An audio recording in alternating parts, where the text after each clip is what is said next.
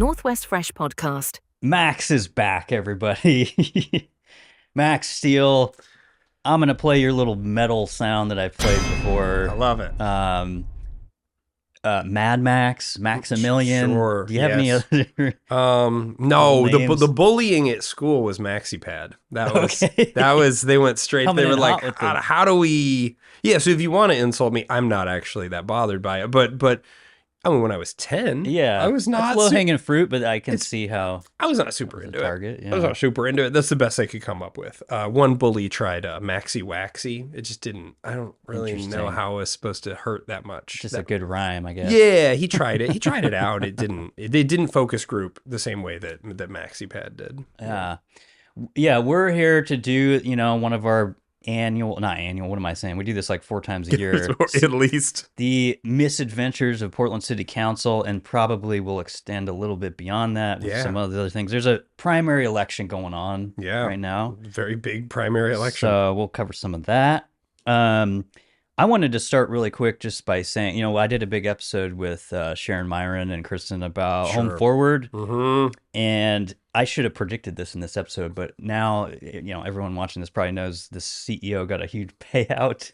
And I just wanted to mention it because it's like, it just really exemplifies this like government nonprofit complex issue where we just reward bad behavior. Yes. And it just never seems to stop. And I don't know what to say about that. But. We screamed about like the corporate golden parachutes, which valid, but then we do that. This is literally a CEO. Yes. And then, we're giving her like $200,000. You did a bad job. Go away. Here's a bunch of money. And I understand like literally everyone in Portland wants $200,000 a year and this job that makes them feel really good about themselves. They're saving the world. Sure. Who wouldn't? But this woman was like taking vacations like every 2 weeks and flying to Hawaii. And so anyway, I just wanted to get that out of the way. And that's it. I want you to get paid well, but I want that pay to come with some serious accountability. It should. Yeah.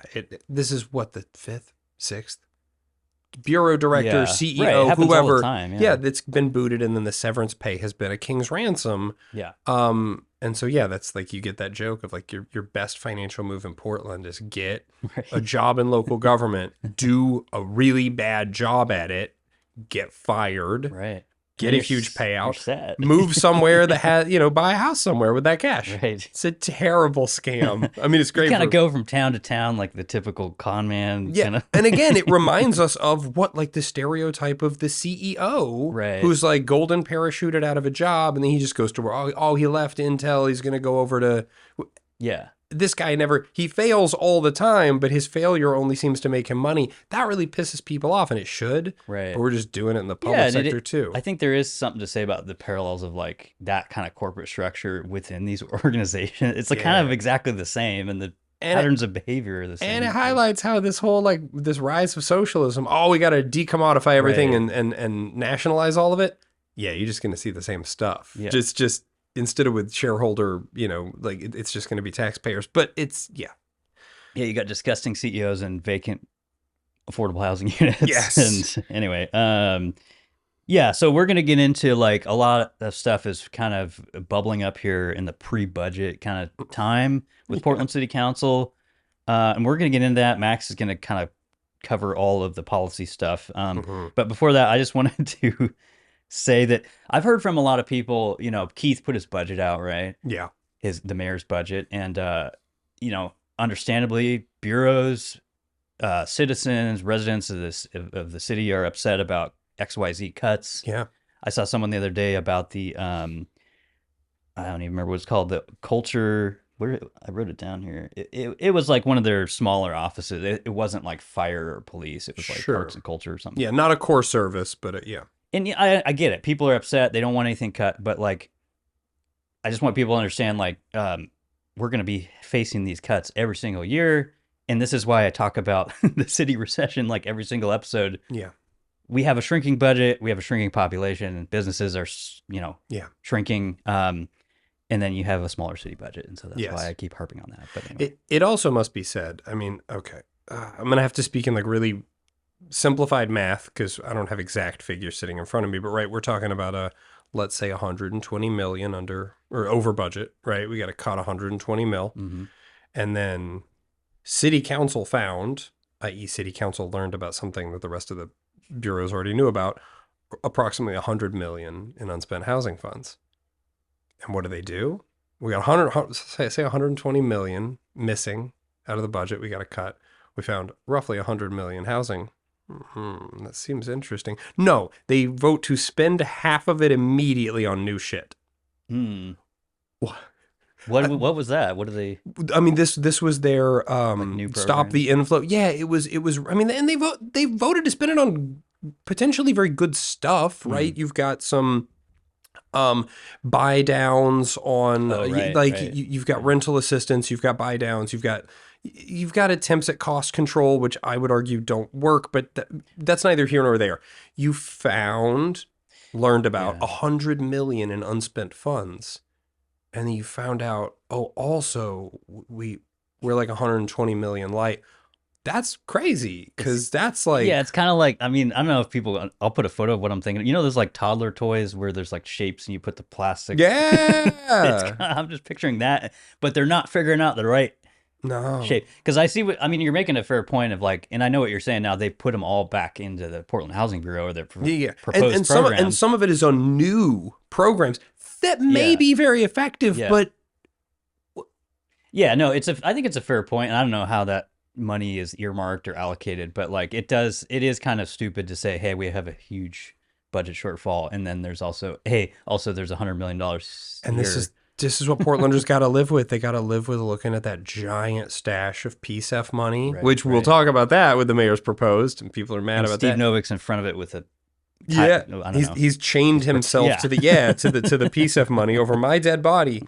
And like Steve, increasingly, I think you're going to lose that fight. But like we look at these, I'll use the pejorative term. We look at these slush funds. We look at the PSEF slush fund. We look at the Preschool for All slush fund, which I know is at the county, but the county also has its own budget woes. And we're talking, you could be mad at the mayor. You could be mad at city council. You could be mad at the whole damn system. I certainly am. You're talking about cutting core services. Right. The mayor's budget was going to be unpopular because it's a brutal cut budget. It had to, I mean, I may disagree with some of the ways in which he's done the cuts. I will admit that I was more disappointed in this budget than the last one. It is a brutal, brutal budget. But then some jerk like me can always point out these giant buckets of cash all over the place. And like I said, it's like, I know everyone's going to be in the comments or whatever about earmarking, but it's just like, it's just a weird misalignment of like something, because like, I talk about it a lot on here too, and we've talked about it together of like, these mountains of cash that we just can't touch, but then we have these huge budget shortfalls. It just doesn't make sense. This is, we people say, you're right. There's earmarks, there's rules, taxes raised at the city level can only go a certain percentage of the city budget. Like it's limited how much can go into the general fund under state law. I hear that. But that is similar to this complaint I've heard almost my entire life, which is that we can't fix mental health because Ronald Reagan shut down the mental health institutions. That was how many decades ago? How many iterations of the federal and state government have we had since then? But no, it's just Reagan, man. He won forever. What? You can't point back 40 years ago. 40, 50, 60 years. How are we at the 100-year mark, the 100th anniversary of Reagan federally defunding those institutions? Are we finally going to say, by the way, the guy who's been dead for a long time. Yes, like maybe we could do something different. No, we just pin it on Reagan because it's easier. It's the same thing. Oh, well, it's state law because like the state was originally based in a very libertarian idea of you can't trust a government with a big pot of money, so you got to subdivide it up and kind of bind their hands. Okay, sure. But if that's screwing up our ability to maintain a city budget, go to the state legislature. Yeah, or I was going to say, a lot of these, city policies, they can do a council vote and change things and or put something on the ballot, try to get that process going. Or if you're telling me your 100 million can only be used in the housing bureau, great. I got a fix for you. And I'm not a lawyer, but just hear me out. Defund the housing bureau by $100 million and then tell the housing bureau to use its $100 million extra dollars to make itself whole. It's what the DSA tried to do with Prosper Portland last year. They tried to say, we're going to defund you by this much because we know how big your reserves are. Prosper said, please don't. Right. They lost that fight. but that was the whole concept. Right. If I can't take the extra money out of your bureau, that's fine. I just will pay in less and you can tap your own reserves. Now, again, not a lawyer. There may be some, our budget is extremely opaque, but I'm just spitballing. That's what the average Portlander has to sit at home and hear is we have tons of excess cash and we are also broke. Please give us more money. Yeah. And we're going to cut a bunch of core services you desperately need. Right, yeah. Like fire and like fire and BOEC. Right. People taking emergency calls. The concept that we would cut a single BOEC position. Yeah. Yeah. And also I was just thinking about this. I didn't have this in my notes, but I was curious your thoughts on, you know, the mayor's team basically choosing to close the Pearl shelter. I know there's a controversial thing, and it was a strange thing to me, but I also understand, like I said, these this budget was more brutal than last year's, and everyone gets cut. It's really bad. It's really brutal. The Northrop shelter was hard. This is one of those where like I'm standing against most of my neighbors. I'm actually closer to the DSA end on the Northrop shelter. I didn't feel the daily destructive. I felt good about the Northrop shelter. And just to put this in context, because I'm not doxable, my address is really easy to find. I live very close to the Northrop shelter. Yeah. I can't quite throw a football and hit it, but it's not far off. Yeah. It's my direct neighborhood. I walk past it all the time. I noticed the neighborhood was nicer and cleaner. P-Pop, the needle group, we got them away from the Catholic school and away from that stupid McDonald's. They moved over next to Northrop shelter. I don't think the Northrop shelter was causing the problems. I think in many ways P-Pop and the free needles and the drugs was contributing to that. But I understand you got to cut budgets. Neighbors hated Northrop shelter. I got clients, I got neighbors who hated that shelter, wanted it gone. They win. They're very, very happy. I think it was failure of the wraparound services, failure of the shuttles, failure of that stupid day shelter that doesn't work, failure of getting anarchists with needles away from the shelter. There's a lot of the things that had to go around that to make it work that fell through. But yeah, so that shelter's closing. A lot of people are really psyched about that. I'm not particularly, but I realize that I am alone. No, that's fair. Yeah. It's a very complicated, and I totally understand that too. It's like, I think a lot of people's perception is like, oh, it's a rich neighborhood in the Pearl. I just remember that town hall or whatever they did at the Armory. Oh, and, you know, the residents were like, we don't want this here, basically. So I get the kind of interest in doing that move, but yeah, I was just curious. Yeah, and I also get it. I'm alone in this. Whatever. If the neighborhood by and large doesn't want it there, right? I mean, and just to be clear, Max isn't really. I'm not saying you're part of that super wealthy side of things. No. I live but in there are people who are. Yeah. You know. If you look at the heat map of wealth, there's a green area where they have all the cash. I'm in the orange to red area where we're very blue collar. Across the highway, the freeway. But the distance is 800 feet. Yeah. People misunderstand the Pearl and Slabtown. There are these vertical strips of green, and then on either side of the green, there's orange and red. It's a highly economically diverse neighborhood. But yeah, like it's also democracy. If most people don't want a thing and they hate it, they're going to vote against. Like probably a popular thing to do. I'm fine. I will say, just as a nice thing, Bethany's room, which is the Blanchet House Women's Shelter just down the street, that has been a huge success and is popular. That's not controversial. That women's only shelter has been a huge benefit to the neighborhood, but that wasn't part of the mayor's plan. I think his office helped a little bit tie. Right. It wasn't like a direct funded thing. No, this is privately funded through donors. I was a little worried because Blanchet House had never run a women's shelter, so they did the correct thing and they brought in a woman who has run women's shelters. They did everything right, and it so far, like fingers crossed, but that Bethany's room seems to be really really good. So that's great. Okay. I was trying to think if there's any other things. Anyway, let's get into the city council hype. I don't know if it's hype, but no, all right. I did want to mention, I forgot on my economic diatribe, there was a headline recently that Oregon retail jobs are falling 5 times faster than nationally. I can't tell you guys, I don't know how many times I can just keep beating this drum, but we need help economically. And I was going to preface this city council thing with like, these guys just like, they just do not understand like regular people. Like I was watching some of these budget meetings, and these are all everyone in City Hall are highly paid individuals, and I just see a total disconnect between working people, regular people, and that's why I think they just do not believe this recession stuff about Portland. It's like they're just on a different planet. No, it is. It's and if you're in Portland government or any local government, you're probably making pretty good money. So I think you are, yeah. Well, and a lot of them. I mean, so this is. They're also from those backgrounds, and it's okay. Politicians have always been from those backgrounds. We don't want, we know, I'm not talking about like the Rockefeller stuff, but like we tried to do this like diverse new council. It's not more diverse, but if you look at each of these people, the reason that Candace Avalos and Angelita Murillo and Mitch Green and people are so adamant about like trying to build up this idea of themselves as working class people when they were younger is because they don't really want to admit that they're just not that economically diverse. They're kind of just middle class people, just like Alana Pertlegany, just like Dan Ryan. Like Dan Ryan's not embarrassed that he went to a middle class high school and doesn't. Yeah, he didn't have to like shine shoes on the streets as a boy. Yeah. Like there's so many examples. You know, I just think of like I think Mitch worked at Bonneville Power for a long time. Everyone I've known that's worked there, I've done contract work for them. That's highly, highly paid six-figure income. His wife's on a six-figure income. No shade to them. They're a dink couple, double income, no kids, both over six figures. Yeah.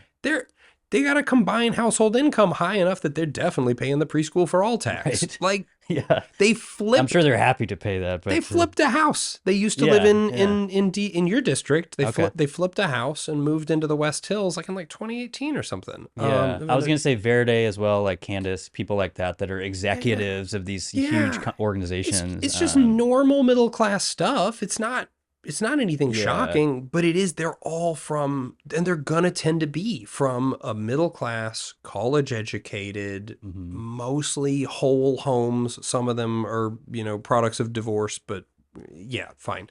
I would even argue that they're upper class, but I don't know. I grew up in a mobile home, so listen, I've seen some. I don't know if anybody's. I gotta be careful about the. I call them elites, but that's me. The Canal family. Yeah, and they have a long. I know they've owned a lot of businesses and stuff like that. And so. It's like the Canal's parents' home in Camas has a lot of square footage. Yeah, and if you've it's ever a big house. The show's called Northwest Fresh, and if you've ever been in Camas, Washougal, they have like these large mansions up on hills and shit like that. No, this is there's some wealthy people out there. When I tell you it's a big house, I am not telling you it's a 2,000 square foot home. Right.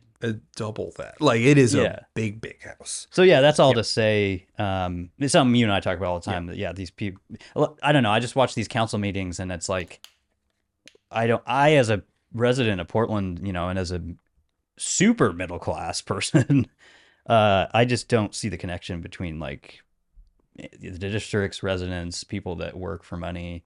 No, I don't see it. So no, that's why almost everything we're going to talk about today is more taxes. Yeah. So let's get into it. I don't know. I maybe this order's all messed up, but I first had return of the restaurant banning of the. Oh, okay. I'm probably gonna butcher the name again. Foie gras. Foie gras is back, right? Yes, the foie gras ban is back. There was so much testimony. Well, okay, so foie gras ban was originally brought up in committee, the Arts and Economy Committee. Yeah, it's like 3 months ago or something. Yeah, it's a Green Dunphy. It's Mitch Green and now President Jamie Dunphy's proposal, though now it has a lot more sponsors, to ban the sale of certain force-fed poultry products in Portland. It's an ingredient ban. That's all that it is. It's brought forward by Pro Animal Future, which is the same group that would like to eventually ban shrimp and shellfish. Yeah. And most of their workers are working with PETA and other groups on IP28, which is the ban on all killing or breeding of animals in Oregon. Not directly linked, right? But it's all the same people. Yeah. I was gonna say, we talked about this last time of like, starts here, and then there's like interest in banning shrimp, like you just mentioned. Yeah, like step 2 is ban shrimp. Yeah. Step 3 is ban shellfish, right? Because they're going to continually argue This is why the argument against the foie gras ban, pointing out that we still sell chickens and whatever 9 billion chickens are killed a year, many of which are factory farmed. That's not the argument you think it is, because like this group, when you counter the foie gras ban argument, this is a rare ingredient. It's only going to screw with our restaurants. Why don't you look at Tyson chicken, whatever? Don't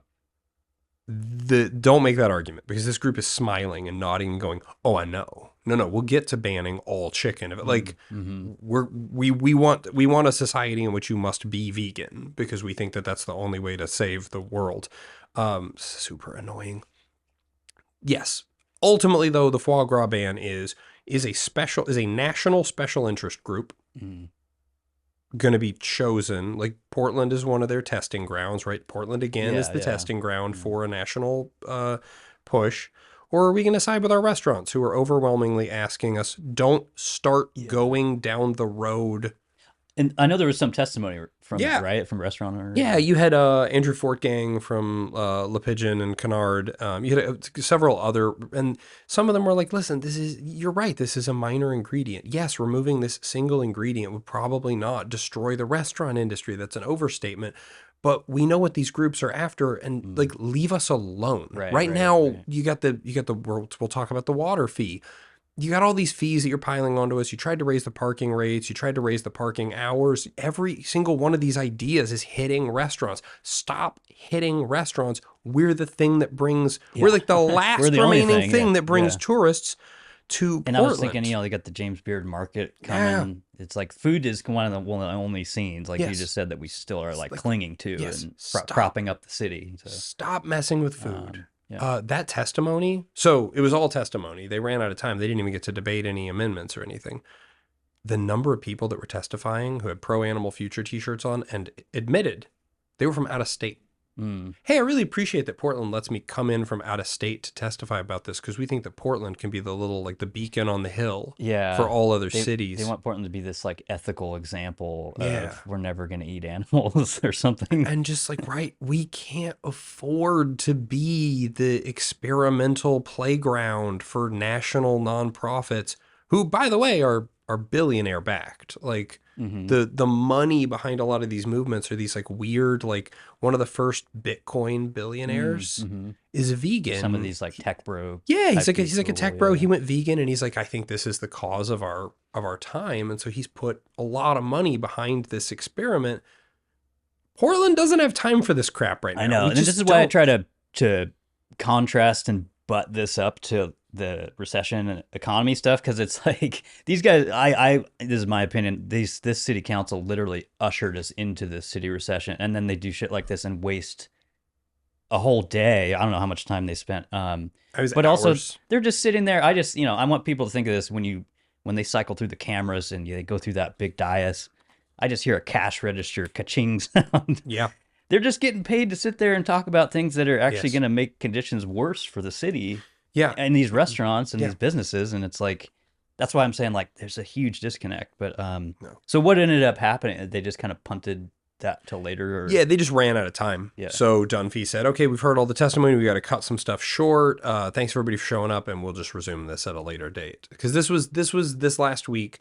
They tried to kind of cram as much in because the budget's coming up. The budget's going to eat up everybody's focus, right? And we got so much stuff going on right now, which again brings up the question, okay, we have like the housing stuff, the budget looming, primaries are happening, which doesn't affect city council, but there's still some stress. There's the Moda Center question. There's ICE, whatever you want to talk about.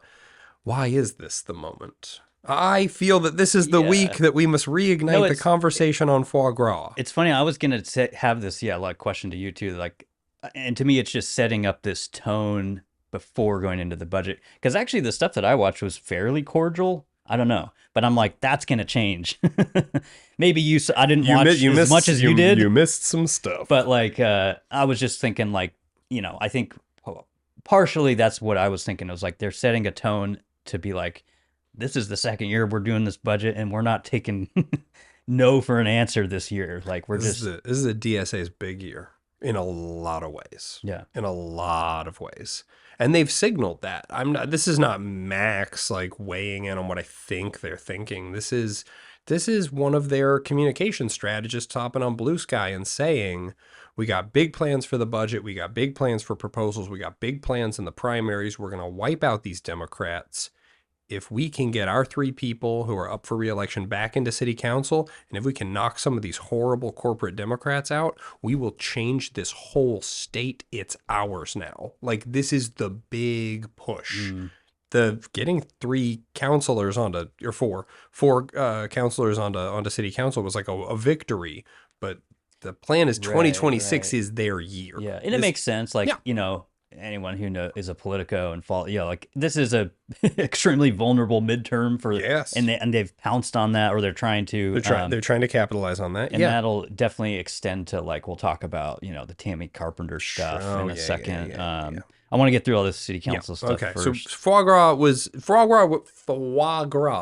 the most amicable. Sure, it was the least controversial. Okay. And the next one I had was Samir's, I don't know what you could call it, federal mask banning was what I wrote, aka Portland Police versus Federal Police. His local mask ban. And I will say that I, on very short notice, reached out to his office to see if they wanted to comment. I asked him specifically if they wanted to comment on what I would characterize as misinformation that he's using to, like, sell this policy. Sure, what it does versus what it doesn't do. Well, there was some controversy about he cited some Plaid Pantry robbery. Oh, the robbery, But I don't know. Why don't you explain, I guess, the whole package here? So for the background, Canal brought up the idea of a mask ban last year, like early last year. I mean, this has been on the books for months and months and months. So that's important. But in the meantime, the DSA, so Farah Chaichi is our DSA state rep. So Farah Chaichi's office and the DSA and Willie Choatson. Okay, I believe he is my representative, Willie, and he's running unopposed. So sorry about that. He has one bubble. Yeah, I know. So, write me in there if you guys want. Yeah, write Andy Chandler in. I don't care for Willie. I don't know. So no, it's fine. Yeah, Willie's kind of like a warm body. But so. anyway. Willie Choatson's office and Farah Chaichi is the primary, brought forward what is eventually going to become law, which is LEVA, the Law Enforcement State Accountability and Visibility Act. Yeah. The cool thing about LEVA, they won. The DSA won, sort of, but they won through democracy, because when they brought forward their original mask ban at a state level, which is, spoilers, where you want to do a mask ban, not local level, that had to go through the state legislature, which means a whole lot of hands get to go into that pot. You got to bring all the stakeholders forward. You got the state level law enforcement coming forward to say, this is workable, this isn't workable, this is constitutional. You've got lawyers, you've got Republicans. A lot more room for amendments and that. A lot of amendments. And ended up getting pared down a lot into, I would argue, the best possible and least likely to get us sued version of what we could do. Right. It didn't preempt local law. This is the core argument from Canal's camp. It doesn't preempt local law. It's supposed to set the minimum threshold of what visibility and accountability looks like, and then allow like a springboard if local jurisdictions want to go even harder. Okay. I would argue, Loretta Smith would argue, Portland Police Bureau would argue, LEVA by itself is adequate and sufficient and kind of a damn good piece of legislation. Yeah. It's just good. And a lot of people probably argue accomplishes what they're trying to do here. Yes. Right. But it doesn't allow local DSA, especially Samir Kanal, to score a victory. It doesn't allow him to have his mask. So he brought forward his like political theater. Yeah, his supplement, his downloadable content for LEVA, right, that we want to implement at the local level. And this is where they're running into snags, because some of the stuff, again, like you said, there's some news stories that don't appear to be exactly what happened. And to me, his office is really just pulling anything he can, whether it's true or not, to sell this policy or sell this concept. Yes.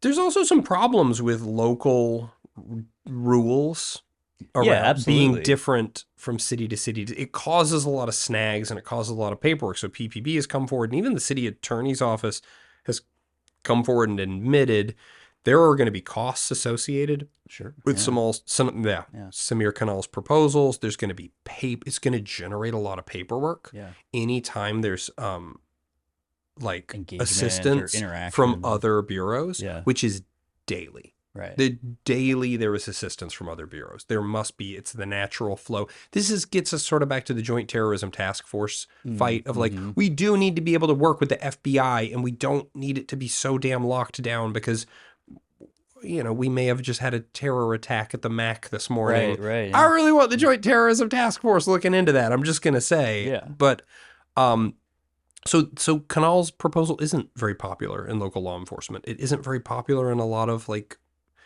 circles outside of the DSA and the very like, and we got to stop ICE. We got to stop ICE with whatever tools are available to us. And a lot of those folks, you know, in my opinion, they can't distinguish between local law enforcement, federal. They're all just lumped into the same category. And I think that's part of what this is trying to, this policy would try to do is just like, hey, we're just generally anti-law enforcement. And, this would put a lot of rules on PPB, mostly rules that they already follow, but it would require more paperwork around making sure they're following those rules that they already follow. You can't pass a local ordinance, big shocker, that tells ICE you can't wear masks here. That's not going to work. I don't know if these guys, this like the whole like even the ICE permit stuff. I don't know if these guys never heard of the supremacy clause. No. You guys aren't very deep politically, but like municipal laws like that usually like it just doesn't make sense. Like it's a waste of time, and like you said, cost. I think of these cash registers down. Yes. When they're spending 12 hours in this room talking about something that doesn't even have any viability or this is I think this is a symbolic victory if it ends up being a victory at all. Novick isn't even on board with this thing. Yeah, I heard he wants to make some amendments, and and that's where the war on Steve Novick has begun. The DSA is done, I think, with fully done with Steve Novick. Angelita Murillo was kind of live skeeting from the platform, from the dais. Like on him. Novick just walked out of the room texting somebody, wonder who he's chatting with. Just a quick reminder to all my constituents, your police lobby endorsed candidates are named Smith, Novick, Clark, Zimmerman. Like there was this real intensity of like, look at these rats selling you out to the feds. Right. The nice shit is over. Which to me, that falls into what I was just saying. They just lump all these, any kind of law enforcement into the same category, which it doesn't make sense. But I would expect DSA in November to run on a do not rank Steve Novick platform. Interesting. Yeah, okay. I fully expect that. I think that what they are trying to do is they are trying to fight Steve Novick down into the number 2 slot. Get Jeremy, that guy, in there. They want Mullen. They want so this is what they're scared of. They're scared of Kelly Torres, right? Because she's a contender, and they're scared because Tiffany Koyama Lane is weak as hell. So what they want to do, my theorizing, is that they want to bring Angelita Murillo up to the number 1 spot by driving down support for Steve Novick, and then the fight in the middle becomes a Novick, Koyama Lane, Torres 3-way fight, which the odds for them are now better in that fight. And Steve's just not even in that. And then Mullen is down here being not exactly a DSA candidate, but DSA appropriate. But he's what I call a slingshot candidate because of single transferable votes. If Mullen can't make it through, any of his votes are going to thump upward to Tiffany Koyama Lane or Angelita Murillo, which is hopefully going to shoot Koyama Lane over the top. And they'll end up with, instead of the old way, which was Novick, Murillo, Koyama Lane, I think the strategy they are trying for is Murillo, Novick, Koyama Lane. They're trying to get Angelita as boosted as possible to keep her safe. Yeah, and what am I talking about? Jeremy's D4, right? Jeremy Bosley Smith is 4. Yeah, we're talking. Mullen is the. I know. After you mentioned that last episode, I pulled him up and I was like, yeah, he wasn't the guy I was thinking of. The guy I'm thinking of has a way smaller. Like Jeremy Bosley Smith is a DSA member. Yeah, he is nutty as hell. No, but I'm saying the other guy. Because you were like, oh, he's like this Blazers guy, and and I totally, I was like, I have seen this guy, and I totally get. That's something the DSA tried to do is they're just kind of couch these people into like casual, just like, hey, I'm just like he's a friend of fun dude who likes basketball and the Blazers, but they're like psychopaths most of the time. Yeah. I mean, I think with Mullen is like he's really, really far left. He's very friendly to the DSA's platform. He's not a DSA member. Okay, he's not official. I have no evidence that he is, and I think it's even less than in the original Murillo run where she wasn't a DSA member, but she joined later. I don't think he's a secret DSA member. But for them, he's so far left. He's so friendly to their cause. Yeah. He's like a bike Portland Sure. leftist, right? Like hard progressive. Hard and it's progressive. also like yeah, for me the challenge with folks like that is like we have like that's like most of the council. That's like 10 of them are. Yeah. So I'm less that's why I ask candidates when they come in here like what the fuck are you going to do different? No, I know. That's what I want to know because they're all the same. But that's why Torres is a threat. Kelly Torres, they're going to try to paint her as like a corporate Democrat or a centrist or a moderate. None of these things are true. Kelly Torres is like a Ilana Purtle-Guinea level progressive. Sure. She is very, very left. She is a woman of color from the public sector, progressive. She worked for the city for a long time. But she's just way more impressive than Tiffany Koyama-Lane, so they're scared. Absolutely. And that's a low bar. Oh, it's a low bar, but that's coming from me, but that's a low bar. But they don't want to end up in a situation where you've got one DSA and two kind of Novick level progressives. That's not good for them because Novick sometimes votes against them. Right. Torres would vote against them sometimes. So be going from like 1 to 2 in D3, favorable kind of people. Yeah. So anyway, that's I guess neither here nor there. The mask ban is they're trying to rack up victories ahead of the primaries is all there, or ahead of the election is all there. And I'm saying this apolitically, but it's like stuff like this to me is like it's just the easiest shit in the world. It's like you look at what's going on with the midterms and just the kind of bellwethers politically, and it's like, how can we just capitalize on national major issues at the municipal level, which makes absolutely no sense, and they can't even do anything about it because, like I said, the supremacy clause. But that's what they try to do. It's all political theater, and it's just like we'll get people worked up, and most of these people that testify, by the way, are I don't know how they do it. I work 5 days a week, but somehow they get these guys to show up, and it's always the same people. Well, but, and the testimony for the mask ban has been particularly heartbreaking for me because some of it is they get these clergy members to show up, and what these clergy members will do is they will give this legitimate, heartfelt testimony about how members of their congregation who are immigrants feel scared leaving their homes. And I sit there and I listen to this and I think that's so real. And Samir Kanal's mask ban thing does not address that. Right. But they paint it as if it does. You have to pass this so that my neighbors finally begin to heal. That's not what this does. If anything, they should have cheered on Leva. We could argue that Leva is a victory for immigrants' rights groups. Mm-hmm. But this Kanal thing is, I mean, in Mayor Wilson argued it's likely to just get us sued. Right. Probably will get us sued. Yeah, I was going to mention his whole team pushed back hard against that. PPB has argued against it, not because they love ICE, but because this isn't going to work. Right, and a lot of those arguments that they have are, in my opinion, super well founded because there's a huge Ninth Circuit, I think, court decision in California that reversed this stuff, and it just goes to what we're saying of like, these municipal laws generally can't affect federal. They just can't. Stuff. Like, it's just not how it works. And I think similar to the foie gras ban, the DSA's argument is, even if it doesn't work, even if we get sued, even if it gets overturned, who cares? Like, dude, just shut up and do the symbolic thing. Why won't you just do the symbolic thing? The foie gras ban, shut up and ban it. It's not really going to hurt anybody. Who cares if there's knock-on effects later? It feels good. Do the thing that feels good, damn it. Yeah. And that's just, we cannot be doing politics like that. It wastes a lot of oxygen and it doesn't accomplish anything. And potentially wastes, and I think your point to your cha-ching, it wastes a lot of money. And honestly, I think deep down in like Samir's head or heart, I think they know this. I think that they understand that like it is purely just an optical victory. It's not going to move any needles one way or the other. AI price fixing ban, right? And it gets momentum, and then they can move on to other shit that they want to do. It builds momentum. It feels good. It adds something to their resume. Look at all this stuff I accomplished. Right. None of it has deliverables. Yeah. Right. Leva. Everybody involved in Leva should pat themselves on the back. That was, hey, great job. Mm-hmm. This is not a great job. It's a convoluted mess. Mm-hmm. Yeah.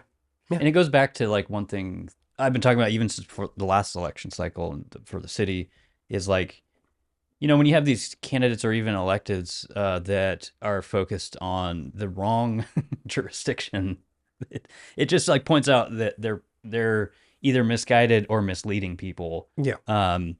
Because that's not what municipal governments do. They pass legislation for the city. They pass budgets.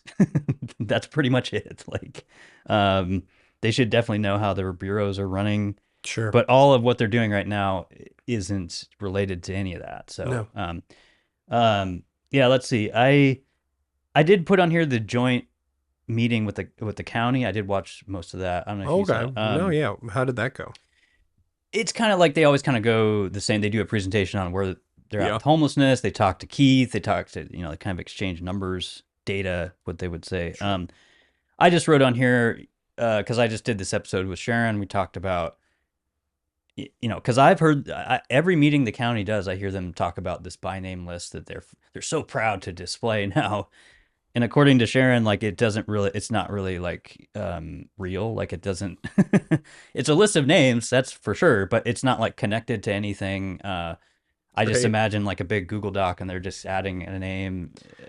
Yeah. So I just wanted to mention that I don't know, my other takeaway was that, the city and the county are still kind of at odds a little bit with their figures. And I do think it's worth saying too, that like, they're really, I would say, obsessed with this outflow concept. They're basically selling it to people that, hey, this outflow, people entering homelessness is like, just keeps increasing. Yeah. We can't keep up with it. Yeah. And I think what I hear from a lot of people is that like, it just keeps going up even if we add more money to that process. Yes. So it's just kind of like, why would we keep adding more money if that's actually making things worse? Yeah.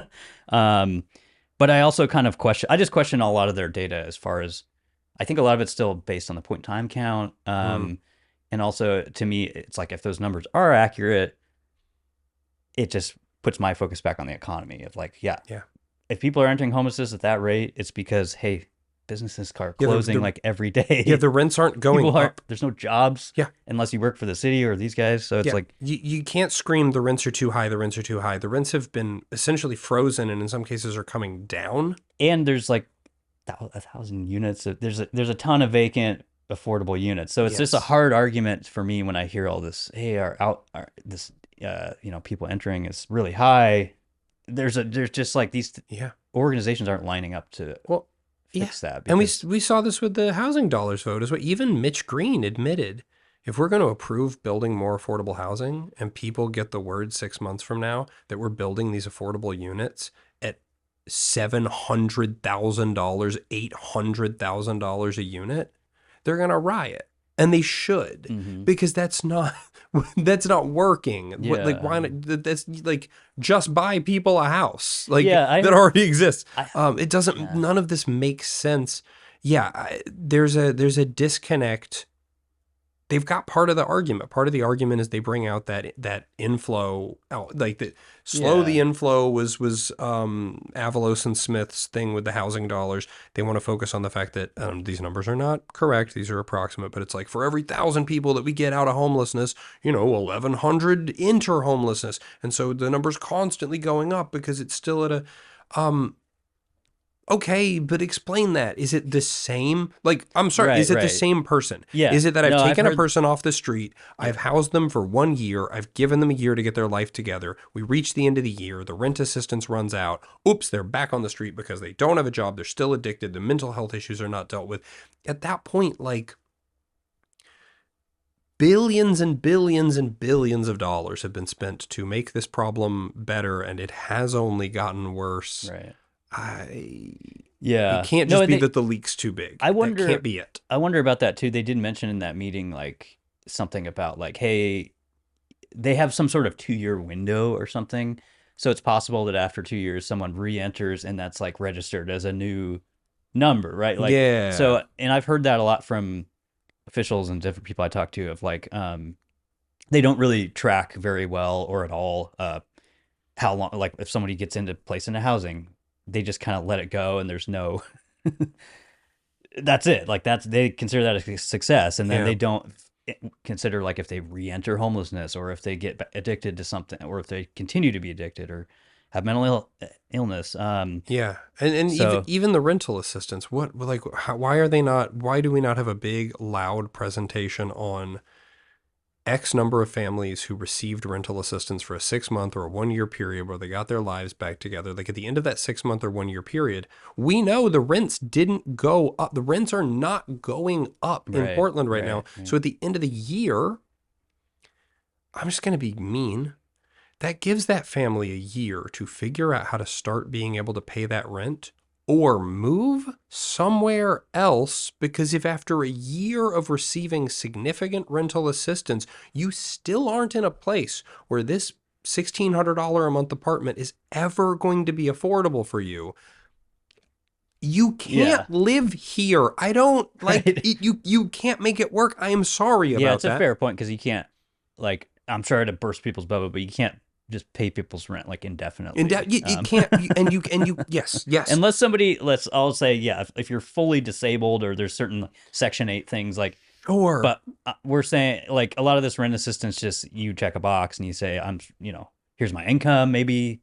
Right. But yeah, I agree. That's a fair point. Like, I think a lot of the numbers that they tout are just, here's how much money we're giving in rent assistance. It's not like, here's what happened after that. This is it. It was explained to me by a health professional why harm reduction got so popular. Yeah. Harm reduction is really popular for a reason. If I put somebody through, I think I've said this on this podcast. I'm here too often. If I put somebody through a residential treatment program, it's hard. You got to get somebody to like a state of recovery for that to be a deliverable. I'm like, look at that. I got Joe Smith. Clean, sober for a year. Joe's doing better.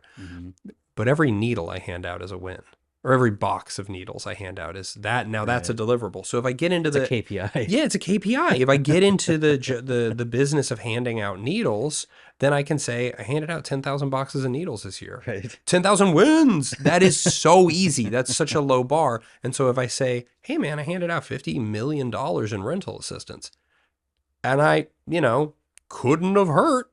Yeah, it probably didn't hurt. How much did it help? Well, I don't know, because I was just measuring how much I handed out in rental assistance. That's terrible. There is something fundamentally broken about the way that we even think about housing, the way that we talk about housing.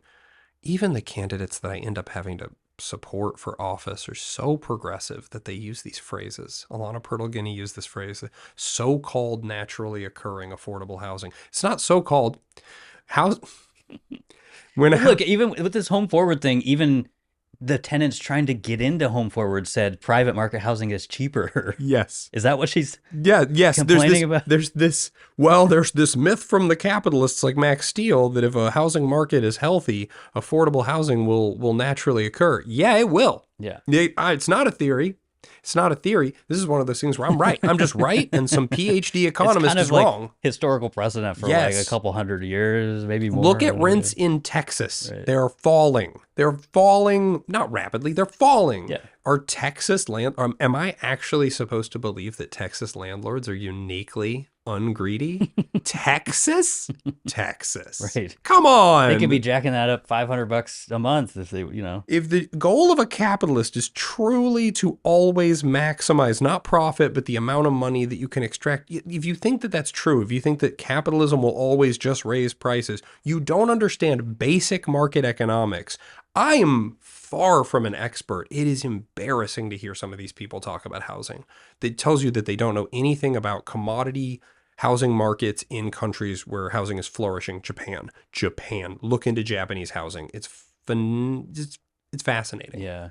And then you hear these candidates for office going, my goal is to decommodify housing because it's a human right. And I stare at that and go, oh, you're just going to make housing more expensive. Oh, crap. Like, you're like treating the disease with the wrong drug. I mean, it's Yeah. I do wish there was more general housing education. Yes. Like almost I wish it was like a yearly training like hopefully they do with ethics, although I don't know if with the OGC investigation, I don't know if they're doing those trainings. Do we do trainings? But I wish they had like a yearly thing on it, because there is a lot of just like, I don't even know, misinformation is not even the right word. It's just like they'll just take something from TikTok or something from somebody they heard and be like, oh, that's how it is. And like housing is probably the biggest piece of the national economy and local economy. Yes. And there's a lot of pieces moving in there, and if you don't understand how that works, like you should probably do that if you're an elected official. Okay, let's move on to transportation street fee. I don't know. Yes, sure. Water rate hikes. Yeah, let's hike the water rate. Finally passed, right? The tough passed, yes. And this is something I talked about it here with Eric Fruits. Steve Novick back in his commissioner years. Has been trying to get his version of one of these passed for a long time. I believe Mingus also tried to have a version of this. This is why Mingus will tell you that Peabot will kill a career. Peabot is the bureau where good political careers go to die. Yeah, well. Mm-hmm. So, but yeah, it finally passed, and if you'll most likely be seeing some kind of cost to yourself, or if you're a business, you will certainly be seeing a cost. Yes, you will be seeing $12 a month per house or $8 a month per apartment, although it's not exactly sure how we handle some of that's shared, vague, and some unclear. of it's not great. Yeah, and businesses are going to get a percentage, but it's a percentage based on your total utility bill, not necessarily your water bill, to try to mitigate the idea that like we don't want. So across the street from me, I'll dox myself, I got a Les Schwab, I got a Par Lumber, and I got Just a Pasta. It's very easy for you to figure out where I live now. Triangulate. I can triangulate that crap. No. But like it's sure. You got to be careful here because like if you look at Les Schwab, Par Lumber, Just a Pasta, Just a Pasta, tiny cute little neighborhood restaurant. They probably use the most water of those three businesses, right? So it's like if you're not really careful here, you're going to end up in a situation where Just a Pasta is paying more for road damage than Par Lumber. I love Par Lumber, but Par Lumber's bringing big ass trucks onto my street, dropping off plywood and board. We know that Les Schwab and Par Lumber do more damage to that street. Again, love both those businesses. Hope they stay in business forever. But like Just a Pasta, if you're not very careful with this water rate, you're going to hit them the hardest. Yeah. So there was that's a good example though, because it's just that's why we're harping on the restaurants earlier, and it's like we're just that's why I doxed myself. I needed that. No, it's fine. It's a clear example though. Yes. It's and so if you're not careful, you're going to do that. There were some attempts to mitigate that, but no, Peabot admitted we need money. Yeah. We polled up for a bunch of solutions. The two that are ready for prime time were the like two different street fees that they proposed, one of which is the tough, which is a water rate hike. Fruits argued, I think, very eloquently against it. It's a regressive tax. It sucks. It should never have passed. I am so furious at everybody who voted yes on it. Yeah, well, I was going to say, too, like, my thinking on it, like, I agree with what you just said, but I also see where, like, because this is kind of Olivia's thing, right? Yeah, it was. And so I understand what she's trying to do. I think somebody is trying to, like, grab the maintenance issue by the horns. Yes. You could say she's accomplished that, but I totally disagree with the way this is designed and even passing it. I just think it's flawed. And Novick gave his speech from Capitol Hill like moment. So he stood up there and said basically every Portland leadership before us have been cowards. They've been too scared to do this. It's like he's trying to steal the victory kind of. No, I think he's like it's like divided we stand, or united we stand, divided we fall, right? Okay. He's trying to say, then this is what they said. So sorry, when Peabot proposed this and Olivia cheered it on, Loretta and Tiffany Koyamali and everybody in that transportation committee on their last day of it existing said, we're going to link arm in arm and we're all going to sponsor this bill because united we stand. We're going to go to Portlanders and we're going to say, you can't unelect all of us, baby. Like this was go to Portlanders and say, open your wallets. Open your wallets and you can't be mad at all of us at the same time. It's literally the idea of everybody jumping out of the trench and rushing through no man's land at the same time. One of you's going to get through with a bayonet. It's kind of like a reverse Red Rover. I don't know. A little bit. Yeah. No. Yeah, it is. It's you're just rushing the other trench. Somebody's going to get a bayonet through there. It's so stupid. So then they take it up to council, and most of council agrees. We have to link arms. We have to join together on this, and sort of divided, they'll pick us off. Yeah. And then Eric Zimmerman and Dan Ryan are awesome, and they're just like, nah, I can't, because common Portlanders are begging me not to. In the testimony, I was really surprised. Immigrant rights groups actually came forward and said, please do not do this. Because it is a flat tax. It's a flat tax. It's going to hit immigrant families in East Portland harder. Loretta Smith her phone must have blown up. Because she voted against it, right? Well, yeah, but she was initially one of the sponsors. Okay. She was initially one of the, we link arms, and for the final vote, I was telling everybody I bet money it was going to be 10-2. Only Novik and Ryan would have the bravery to say no to that thing. And Loretta Smith flipped at the last. It was 9-3. I was really proud of her. She must have got an earful. She got an earful because it's a stupid. It's not just unpopular because Portlanders are lazy freeloaders who don't want to pay our fair share. That's not the case. It's a stupid tax. Peabody admitted it is the ugliest, crudest, but easiest implementation. We need money. How get money? Right. Get money this way. Add money to water bill. Because it's easy to do. Right. Because they don't have to give it. And people never complain about their water bills already. No, we're not one of the highest water rates in the. And by the way, I was industrialized going to world. mention there was a big thing about former administrator Michael Jordan saying, you know, the Bull Run Water Project is going to, like, I don't know what he said, double your water rates because that thing's going to, it's in the billions. They're not even like close to finishing it, but yeah. So yeah, your water bill is like gonna be crammed full of a bunch of bullshit. And ironically, and even if you don't pay one like me, that's gonna come through to you. And here's what's real fun about water bills going super high. Water bills are one of the reasons that you can be evicted. It's actually one of the ways around eviction protections that we have a lot of. Is that a state thing? It's local, I believe. Okay. But yeah, that's one of the exceptions to our really, really, really stringent eviction protections. That is interesting. Water bill is a reason to evict. So unpaid water bills. Yeah.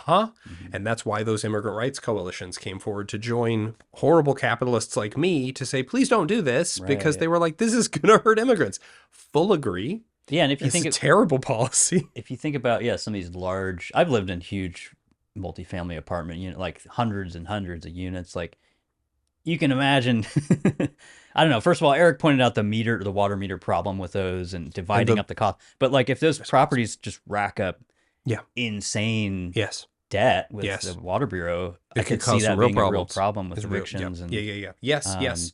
No, it's stupid. It's stupid. I'm really mad at everybody who voted yes on it. This was not a brave moment. Steve Novick is wrong.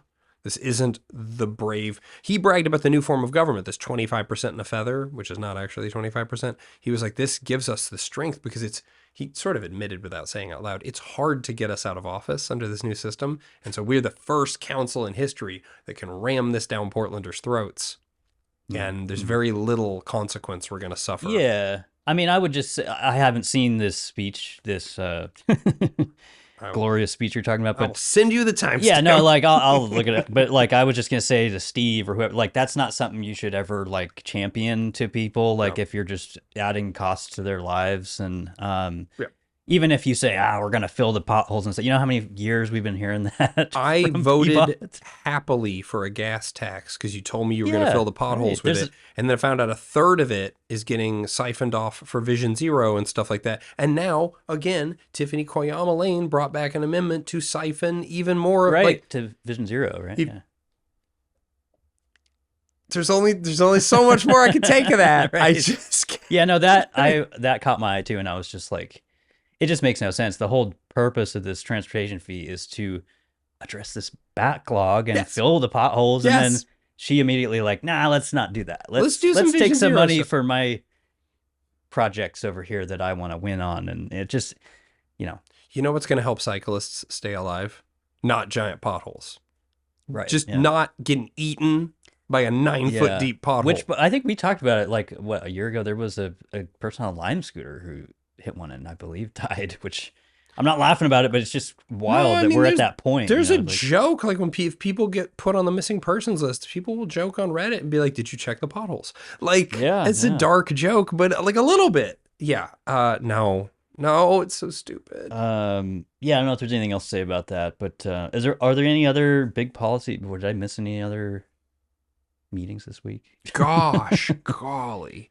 No, I mean, the tough things slid through. A lot of it's pre-budget. I'm trying to think of anything else they did that was particularly ridiculous. Nothing's coming to mind. There's been they've crammed in so much crap ahead of this budget. Well, I did have a thing on here. We kind of got into this a little bit. There's more about like election dynamics. I just wrote down, maybe this has changed a little just from our conversation, but I wrote down, it's time to move on from the duds. The clear duds to me. You want to take a guess at my number one? I mean, I'm going to say these are people we need to move on from this year. Yes, I'm going to say it's going to be Ditch Mitch. Is that going to be? I mean, he's in here. He's not my number one. Oh, he's not your number one. Oh, I don't know. Is it Tiffany? It's Tiffany. Okay. I mean, if you're talking about, so this is, man, I've been told that it's going to be hard to run a negative campaign against Tiffany. It is. Because there's nothing to get your hooks into, because there's nothing there. And and this is why she's my number one. Okay. She's a very positive person that has nothing to contribute to city council. Vision Zero. So you ever heard about Vision Zero? Let me tell you more about Vision Zero. I love it. We've spent millions and millions of dollars on it and years, and it's produced nothing. But I think if we just lean even harder into it, gosh darn it. Money. And, Vision Zero has been there long before Tiffany. Yeah. Something she latched onto. But I understand people like things that are soft and fluffy, and puppies are great. And sure. But this woman just contributes nothing, and she's sucking up a lot of money. She's had a lot of controversy, which we've talked about with her own staff. Sure. Which she seems to have these issues of like people that she doesn't like or she really angers, and they sue her. Also wanted to mention, I was searching on Orstar yesterday. Like, we were talking about these kind of wealthy elitist kind of folks that are on council, which is most of them. And Tiffany is a person, she did this last election cycle. She's a person that even from January this year to now, she's paying like 10 grand a month for her campaign staff. Oh yeah. This is not official city. She has a lot of money to spend, and she's going to spend it. And it's not grassroots. This is just like, we're going to hit the ground hard all the way till November. And then we're going to do a huge ad buy, just like they did last time, like probably over 100 grand. Yeah. So I beat this drum a lot because these guys love to make their videos about, hey, we're grassroots, small donors, all this shit. Not. these Especially guys not have her. big money. Especially for a city council race, this is like insane amounts of money. Yeah. Well, this will eventually will end up at Tammy Carpenter, but this is a similar situation. I want to make a weird podcast recommendation. I made this in my Substack. It's an interesting, very revealing podcast episode, probably the latest episode of Schmidt Show.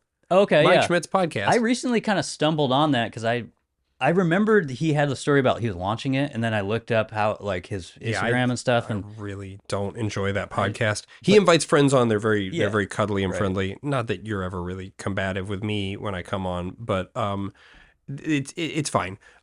He had John Isaacs on from the Metro Chamber, and they've been friends since college, right? Rob Noss, John Isaacs, Carmen Rubio, a lot of Portland political players were friends in college. It's fine, small town. But Schmidt was talking about this grassroots. He's like, well, it's grassroots, and Isaacs hit him a little bit on that. He was like, you got quite a lot of money for your campaign, Mike. Like, no offense, but you were very well funded. And Schmidt tries this dodge where he goes, yeah, from the Working Families Party. And I go, yeah, there was a series of Willamette Week articles detailing that, Mike. The largest single transfer of out-of-state money into a local race in like Oregon history. It was like $750,000. Jeez, wow. This is not... There's this idea. And then, of course, and this is important, Schmidt burns through a lot of that money, loses, but there was still like $250,000 in the tank. And so what did Working Families Party do with that money? They spent it on the DSA candidates. Primarily Tiffany Koyama Lane and Samir Kanal. I've seen some of those contributions on Orstar. Yes. So that's worth noting. And that money, Willamette Week chased it down, was billionaire money. That was not grassroots Barack Obama $25 donations. That was Google exec's mom. It was a Google exec, but he just used his mom. It was Mark Zuckerberg. This was billionaire money from their like little... Which is interesting because a lot of these folks, like in public or whatever comments, they just dunk on those. They try to dunk on the big Meta and all these people, but they're getting that billionaire money. They're getting that billionaire money. I'm glad you brought up the Working Families thing though, because when I was looking through the Orstar stuff, I was gonna. This is just my own like diatribe, but if people don't have background on them, they are basically a DSA kind of arm that ejects cash into these races. And I just want to say in Portland, I call them. Just think of them as the anti-family party. Yeah. Because part of the issue I talk about all the time here is like. Not only do a lot of these counselors not have kids, Tiffany does, I believe, but like Portland just doesn't have a lot of children. People aren't having kids. Obviously, if you wanted to bring a family here, that's probably not happening, like from out of state or something. Yeah. But I think that's part of these strategies, these working family parties, have this nice fluffy name. We're helping the families in these places that actually don't have a lot of children. Yeah, I mean, yeah. And the DSA is kind of known to have an anti-family, anti-plutonic family platform. So that's why I'm calling them the anti-family party. Sure. Working Families Party at this point has such a small membership. They're, whatever, 1,000th, 100th of the size of the Democratic Party, but they serve as a really nice like a conduit, like a money funnel. Yes, it's a great way to get billionaire money and even sometimes foreign money on the East Coast to funnel it through to Oregon.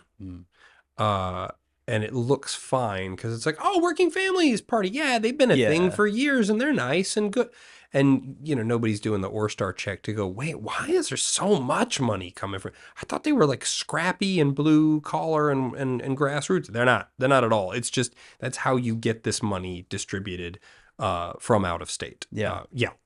No, it's kind of like what I was just trying to say a little bit is like, I think what a lot of people use the Working Families for is purely the name. Like they funnel this cash through it. Yeah. And then they can use the name to say, oh, this wonderful group gave the money, even though, like you said, there's not a lot of actual membership there. It's just kind of a shell for...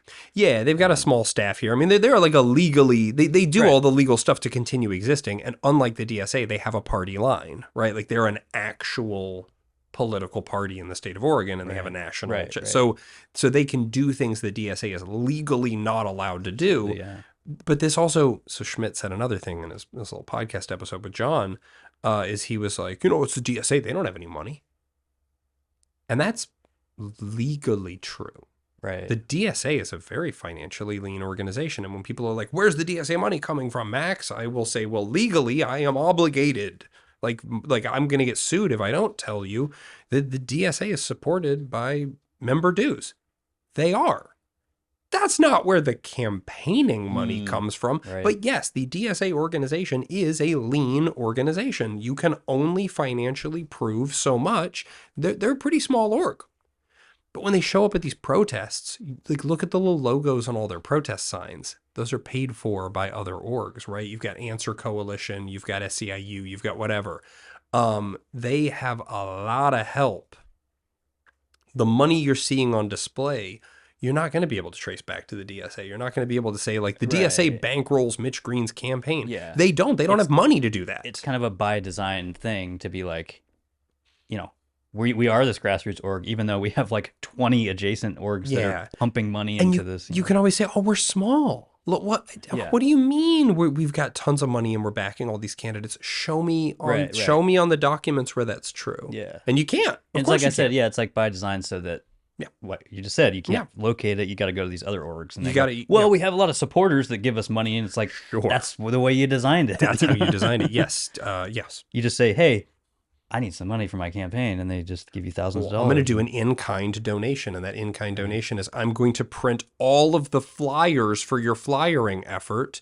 And then somebody's going to be like, damn, where did this $50,000 worth of flyers come from? Well, not us, not the DSA. Must have been a generous resident. Oh, no, it was like out of state. Yes. It's an out-of-state group.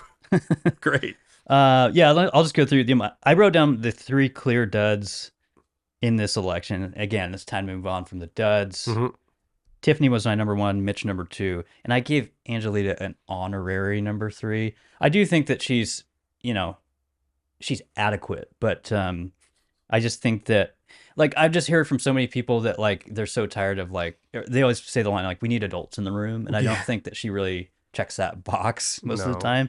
I think she's trying hard to pivot on that and to reverse that a little bit, but it's the thing that you always say of, like, in meetings, maybe that's true, but then she hops on social media and it's a totally different story. So I'm going to regret saying what I'm about to say. I'm going to say it anyway. Yeah, I think I'm trying to limit these to this election. No, if we're talking about proportional representation, there is a portion of Portland that is represented by the DSA.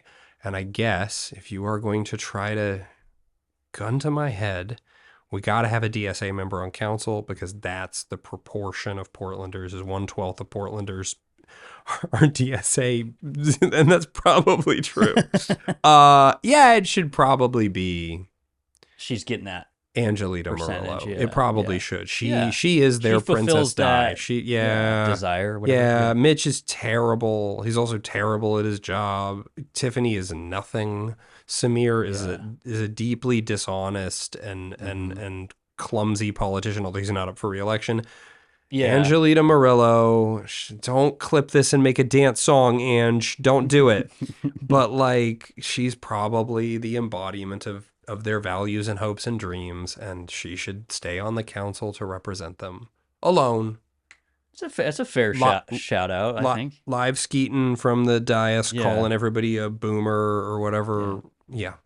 And I was gonna say, I guess we could talk about a little outside of that. I just was saying for this election, but also, for I guess the next one, I do think that I think that D1 is gonna see a lot of changing of hands, possibly. I think Jamie and Candace are really not helping their community. I was gonna shout out the Oregonian. I don't know if you saw that article about there's a resident who was in a battle with the city, and he chronicled it on Reddit, and then Oregonian wrote the story. But basically, this guy had a ton of issues around his property, which is along, I think, 92nd or that sounds right. And then the city ended up finding him, even though he was trying to get his issues addressed. This guy reached out to Jamie's office, Candace's office, and I think even Loretta, and they just kind of hunted for like 6 weeks at a time and didn't help him with anything. Eventually, I think Candace, after like a couple months, was like, we're going to open an office at some point, which doesn't help him. But I was just pointing that out because, I was saying, I think not this cycle, but next cycle, I think those two are going to have some real trouble. And I think Jamie, as president, isn't really doing it. I think Jamie's done. Yeah. I mean, I think I don't see a reality in which he gets reelected. And I think he knows. I think everybody in the room knows that. I think that's right. He seems to still have this kind of discomfort with what he's doing. I don't know if that seems accurate to you. He just always seems like he's trying really hard to read a speech or something that was prepared, and maybe some people like that. I just feel like this isn't natural to him. None of it comes natural, and he doesn't feel comfortable. He's also got that Katie Wilson from Seattle problem, where if somebody asks him, how do you feel about all the corporations that are leaving Portland and taking the jobs with them, and his response is sort of, bye. He's like, great. Bye. I didn't like you anyway. Right. I hate Walmart, but I hate other corporations. The closer you are to Walmart, let's get rid of all of them. Yeah. Target, bye-bye, Target. And he hates Live Nation, of course. I know a lot of people hate him. Oh, he doesn't want big music venues. He wants everything to be indie and cute and quaint. And he's just a guy who, if he was part of your D&D game, you wouldn't mind him at all. He'd be your friend. I don't mind Jamie Dunphy. I do not want him on my city council. Yeah, yeah. I'd have a board game night with him. Yeah. I'd agree with that. Yeah. Seems like a decent guy in that environment. He seems like a very he seems like very Portland. He's a Portland guy, yeah. He's a Portland guy. I just don't let him get started about politics or corporations, and you're going to have fun at your Carcassonne game.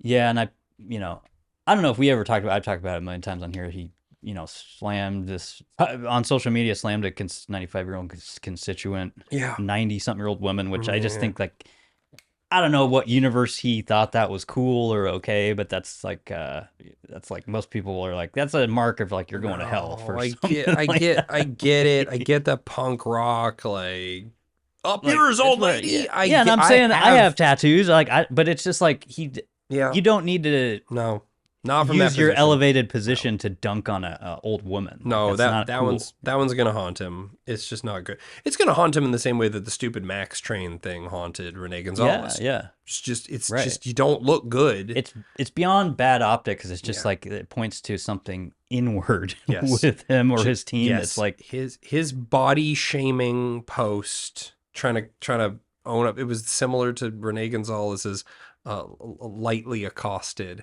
Let's not be babies. I'm sorry. Let's just not be babies. Yeah, and there's no spinning your way out of those kind of things, or there's no like strategy. It's just like you got to just I freaked own out that it was an awful thing to do. I overreacted. I should not have overreacted. Although, to be fair to Renee, I will say he didn't. Jamie isn't facing the same I don't know, level of persecute or That's like absolute- harassment and that's fair. stuff. No, that's fair. That's But fair. otherwise, I do agree. That's Yeah. fair. Renee had a car set on fire in front Yeah. of his house. He'd had people threatening to kill him. I get it. It's a little charged. But that's why, it was Yeah. very charged. But Yeah. you got it. You just, no, you don't. There's no cleaning that up, though. There's no cleaning up. Yeah. Lightly accosted is dumb. Right. It was a flub. He should have said, you know what? I mean, I'm it's the feeling cake. very charged right now. Yeah, yeah. And I had a little moment, right? This was Loretta Smith with the, I'm going to bring a gun. Right. I'm gonna start Don't packing heat. do it. Yeah. But she did. She was like, I was speaking in passions. And yeah, like, that's all you got to do. Just I'll just say, let it on go. the side, Loretta, I would like to see that if you want to start packing heat in this city council meeting. Loretta. There's a couple. I guess I guess we could go through D2 real quick too. I don't know how that's going to shape up, but I don't know. I feel like that as far as district, that's maybe the most safe as far as incumbents for that. Yeah. Would that be 2028? 2028, yeah. You know, we'll see where everyone's at that point. Samir and Alana Pernell-Giddy and Dan. I don't know. I don't really have any general thoughts about that. I don't spend a lot of time they're all thinking pretty about safe, probably. Yeah, and I don't spend a lot of time thinking about D2. Like, no offense. Yeah. I don't know. I disagree with Alana a lot, but I respect her. Dan's a friend almost. Not a friend. We're friendly. We don't hang out, but I like the man. Yeah. I do think I like her. I like what Alana's doing more. I think we said this last time where she's not president. I think she's operating in a better way, a healthier way. I like her not president. I liked her as president, but she's standing apart. I just think personally for her, it seems she seems happier. Yeah. I have to imagine being city council president of the worst Portland city council in memory. That's gonna take some years off your life. Yeah. Oh, feel bad for Dunphy a little bit. Like, it's not fun. Can't be. Yeah, maybe the D2 thing is a good segue. I was gonna bring up what did I write? Oh yeah. I was going to bring up the Moda Center thing. I just wrote down Moda Center drama, gifted Blazer tickets. I mean, I guess let's start with there's this whole fight over using PSEF to renovate the thing. I explained it last time, but the state law that passed and was signed by the governor recently requires Portland to contribute a certain amount of money. Yep. They're fighting over how to do that right now, which mostly everyone's like, let's tap PSEF to renovate the Moda Center, which I think is a fair argument. I talked about last time, like making this gigantic building more efficient. I think you could argue is, in the climate goals. You could do it. Yeah. I also understand, some of these more, super left people are like, we don't want to hand this money to the owners of the, and just to be clear too, my understanding is the arena is owned by the city. Yep. We bought it for like $1. And, obviously the Blazers are a private team, but, yeah. So yeah, there's this whole fight about that, and I don't know exactly how that divides on the council, but some people are for it, some people are not. DSA is coming out against pretty hard, and they're definitely real fast. This is simple morality on me with the D2 councilors. D2 councilors got comped Blazers tickets. Yeah, gifted. If you get gifted Blazers tickets, you should accept them, and you should go to a Blazers game. I don't care. Yeah, I'm never gonna care. Right? You should just go. It's cool. You should go to Blazers games anyway. I'm on the same page. Yeah. And they did. If you read all the stuff, like, they followed their legal advice. It sounds like, and they did it the way they should have. But I agree with you. Like, that's a community-driven kind of thing. And Samir Kanal went, and he's sure as hell not going to vote for this thing. It's not going to move his vote one way. And by the way, I don't mean that as a criticism of him. I respect that. I actually respect him for taking the ticket. Yeah. Because I know it's not going to move his vote. Great. Like, that's him doing the job. Yeah, and he's trying to rally his district and the community. Yes, because the Blazers are good for Portland. Yeah. Basketball is good for Portland. Women's basketball is good for Portland. Yay, fire. Sports, good for Portland. Sports are good for Portland. I like sports. I said it last night. It's like I tuned out of the Blazers a long time, just totally on. But it's like because they haven't been in the playoffs until this recent time they made it. They exited pretty quickly, but they did not do as badly as we had worried that they would. Yeah. They didn't get blown out, right? Okay. Yeah, it was good for Portland. It was a good little Yes, it's spike, good for it's good for Portland. I think Moda Center, although here I am with this. I am always a little close to libertarianism. I don't love the public funding of stadiums. Matt Welch for I think for Reason magazine, but maybe it wasn't Reason. He writes for Reason. Wrote a really really great essay a couple years ago about the post Field of Dreams America, and it was a pretty solid argument against funding baseball stadiums because the math never works out. My issue with the Moda Center thing is, I'm just going to be really transparent. Everybody that I trust is pro-funding the Moda Center, and everybody I can't stand is anti-funding. And so even though my natural inclination is to be like, I do really want to get the best deal for us, and I do kind of not want it to be called the Moda Center anymore. If we're going to like pay for it, it should be called the Rose Quarter or whatever, or the Rose Garden again. But all those feelings aside, I'm in this awkward position where the people that I like and trust are going to vote yes on this. They just are. And they're going to go. And I want to fully disclose, I hate PSEF. I hate PSEF. I hate that it exists. Yeah. I voted against anything to do with it. And I would absolutely dissolve it and, if legally allowed, pour it into the general fund and use it for whatever the hell. Yeah. I hate it. Yeah. So honestly, anytime somebody's like, I want to go after them PSEF dollars, I'm like, I'm always a yes on that, but not for like legally sound reasons. Right. Just because I hate the stupid thing. I think it's a gross slush fund, unpopular or not. So I understand the DSA and like adjacent and the Brandon Mullen argument for some transparency and this is the data center arguments. The best argument against all these data center contracts all over the country is how secretive these damn contracts are. Yes, I get that.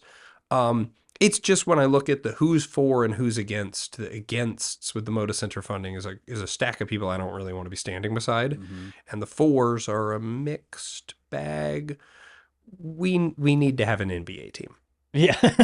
We need to have an NBA team. Yeah, and I was going to say, I think that's why you see the governor, everyone's kind of pushing this. You don't want to lose your only professional team. I'm not ignoring the women's teams, but I'm saying like on the national scale, like that's what we got is. Yes. I guess, the Timbers as well. No, and fix up the Moda Center and then use it for the WNBA championships or like get on the hot, or maybe we're already on the schedule for that. But we need wins.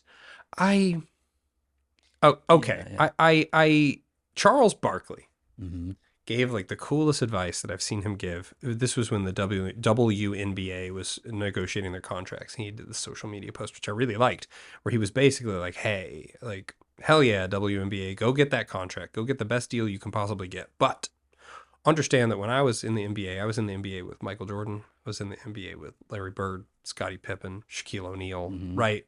Dennis Rodman, don't forget him. Even Dennis Rodman. Okay, sorry. I'm sorry. Let's not sleep on Dennis. He's a great defensive player. Yeah. But he's like, we had the biggest pack of stars that to that point the NBA had ever seen. So when we went into our contract negotiations, we thought, you're not about to say no to Michael Jordan, Shaquille O'Neal, and Charles Barkley alongside Scottie Pippen. It's not going to happen. And they set us at home on our butts twice.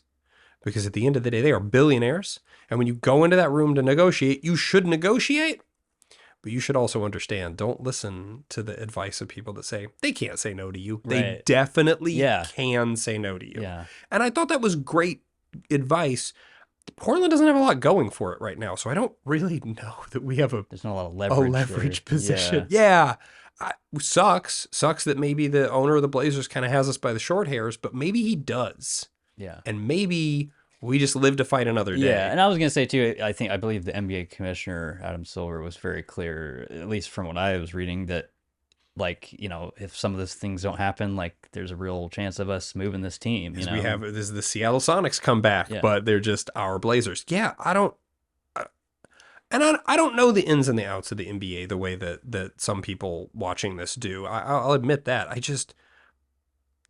We need the Blazers to fire the Timbers and the Thorns. We need those teams to stay and flourish. Winterhawks, we need our teams. We need the teams to stay and flourish. And if we got to spend a little bit of money, sure. And if we get to raid PSF for something else, I love raiding PSF, but that's my own personal. Yeah, and also I think maybe this is my own stupid thing, but I think using money for something like that, like I don't know. I don't remember the last time Portland had like a big like debut, like, hey, here's the thing, maybe the new at the Tillicum Crossing or something. Sure, like, that was cool. I don't know.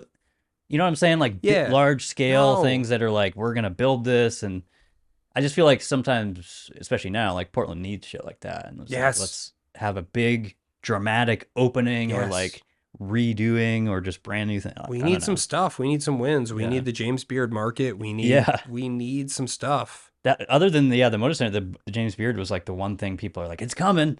It's coming next year. Like, we got something cool. Food, sports, and the outdoors is all we have good. We don't have shopping anymore. All our stores are closed because of theft. We got food. We got sports, and we got the outdoors. I don't think we can really afford to start losing one of them. Yeah. Let's see. I think I had a couple more things. I did want to bring up, this was, I don't know, a month ago, maybe, the mayor, Keith Wilson, asked Clackamas, and I believe other counties, he asked Clackamas for $4 million specifically for help with shelters. Sure. And, we're with all this combo we're having about city council, Clackamas said no. And they said, specifically pointed to Portland City Council and said, that is like a toxic body. We don't want to touch that. They say your city council's cooked. It's a deep fried meme. So we're not going to give you any money. But now I was just reading this week, Keith is going to meet with the commissioners of Clackamas County to talk about it more. But I just thought that was interesting to point out because, I talked to people. I talked to people from Metro. I had the president from Metro on here. The whole idea of Metro is to connect these counties. Yeah. But Portland's just like this problem child thing for our neighbors sometimes. And I just think that's interesting that we don't really have a collaborative city council, it seems. No. So anyway, I thought that was interesting. All right. I don't know if you have anything to say about that. November is coming. No, I mean, there's a certain degree to which I guess I'll quote John Isaacs again from that Schmidt show episode where he said one of the things about the multi-member district and the way we broke everything out, you are naturally going to end up with like 3 candidates from the districts who probably struggle to work together a little bit at times because you're trying to represent like 3 very, very different viewpoints in each district. And there's some ways in which the 12 members with no veto, there's some ways in which like the council is just sort of like purpose built to disagree and have this drama and conflict. I agree with Mingus Maps. I agree with John Isaacs. I agree with so many other people who probably Eric Zimmerman even. We have to fix this council. We have to elect better people, but we also need them to return to us a vote structurally. On. Yes, we gotta add a veto. We gotta, I don't know. Like fundamentally, this thing doesn't work. We tried to replace a thing that we were unhappy with. We replaced it with a thing that I actually think is worse. But it's not too late. I mean, it's not unfixable, but we must fix it. Yeah. And whether that is getting rid of the single transferable and it's just true ranked choice, I think that would help. Adding a damn tiebreaker. Like just that would be a very simple stuff. I think viable, passable solution to just get the ball rolling at least. Loretta Smith, if you hear this, sue. Do that lawsuit. Do the lawsuit. What is that? The lawsuit to get the mayor's tie-breaking vote. Oh, okay. Yeah, do the lawsuit. Get it. It's like against the charter. Yeah, get it filed. Get that lawsuit filed. I love it. Whatever you can do, because this, I am a little worried that sure, maybe we'll get Tiffany out in November, or maybe we'll get Mitch and Tiffany out in November. That'd be cool. We're still going to have huge problems. It's still going to be a really problematic structure. They're still going to struggle to get stuff done. Yeah. Yeah. I don't know if you heard me saying recently on here, it's one of my new things of like, I'm not calling it the new format anymore. Like I'm so tired of that. And we're on our second budget cycle for these guys. And so I just think, we need to stop giving them a free pass for all that stuff. They've been getting paid for a long time to do this. And I agree. Like there's ways to correct it. I talked with the District 3 candidate last week about, I was like, I want to see our district go from 3 to 2 reps or counselors. Sure. And she was like, well, that would require a vote. And I'm like, yeah, I understand. But that's kind of what we're saying is like, there's ways to fix it. I think people would. I think I don't think it just takes momentum and people's interest in it. Yeah, the options are not go back to the commissioner system or proceed forward with this. There are many, many options. I think you've shown people how this doesn't work. If you gave Portlanders a vote over the mayor tiebreaker, if you gave Portlanders a vote over ending single transferable, but you'd have to show them you don't understand how it works. No one, not no one, near as makes no difference. No one understands how single transferable voting works. It's actually probably not a lawyer, probably unconstitutional. It's a state or the federal level? Or The federal level. Okay. It is probably a violation of the U.S. Constitution because you don't. As far as the concept of like moving a vote, is that? Yeah, you don't get to vote for the 3 seats in your district. I see. You don't vote for 3 see. seats, right? You just do this. Yes. There's a reason this isn't done. It's done in like at Ireland. most you have control over one of those. Over one, and you're like, it's an opportunity to vote for one. You're not voting for the 3 seats in your district. You live in your district. That's These actually 3 a seats good represent argument that I've never heard. It's like, yes, how is right? that representative government if you're not controlling all 3 seats or having a say? You are not voting for your direct representatives. Yeah. You are voting. And I'm certainly not, because I reach out to these guys all the time and they don't fucking... No, I will say, I was going to say this actually. I DM'd Angelita probably a couple months ago and she did write me back and she was polite and we were Oh, weird. was cordial. Okay, I'm trying to get her on here well, to smoke a joint on the show. And great. if she wants to do it, she didn't have interest in No, that. I don't think. Well, she doesn't want to piss off Lindsay Coy anymore because we know you were right wing here. We're the next Andy. I don't know. I thought it was a warm way to but she said she didn't smoke, and I'm like, I don't know what she's doing. I've been smoking weed for like 20 years, so I don't know. She does gummies. Okay. She does gummies. Yeah, anyway. But yeah. Which is honestly good for you, Angelita. Do gummies. They're better for your lungs, yeah. better for her skin. Yeah. No, I agree with her doing gummies.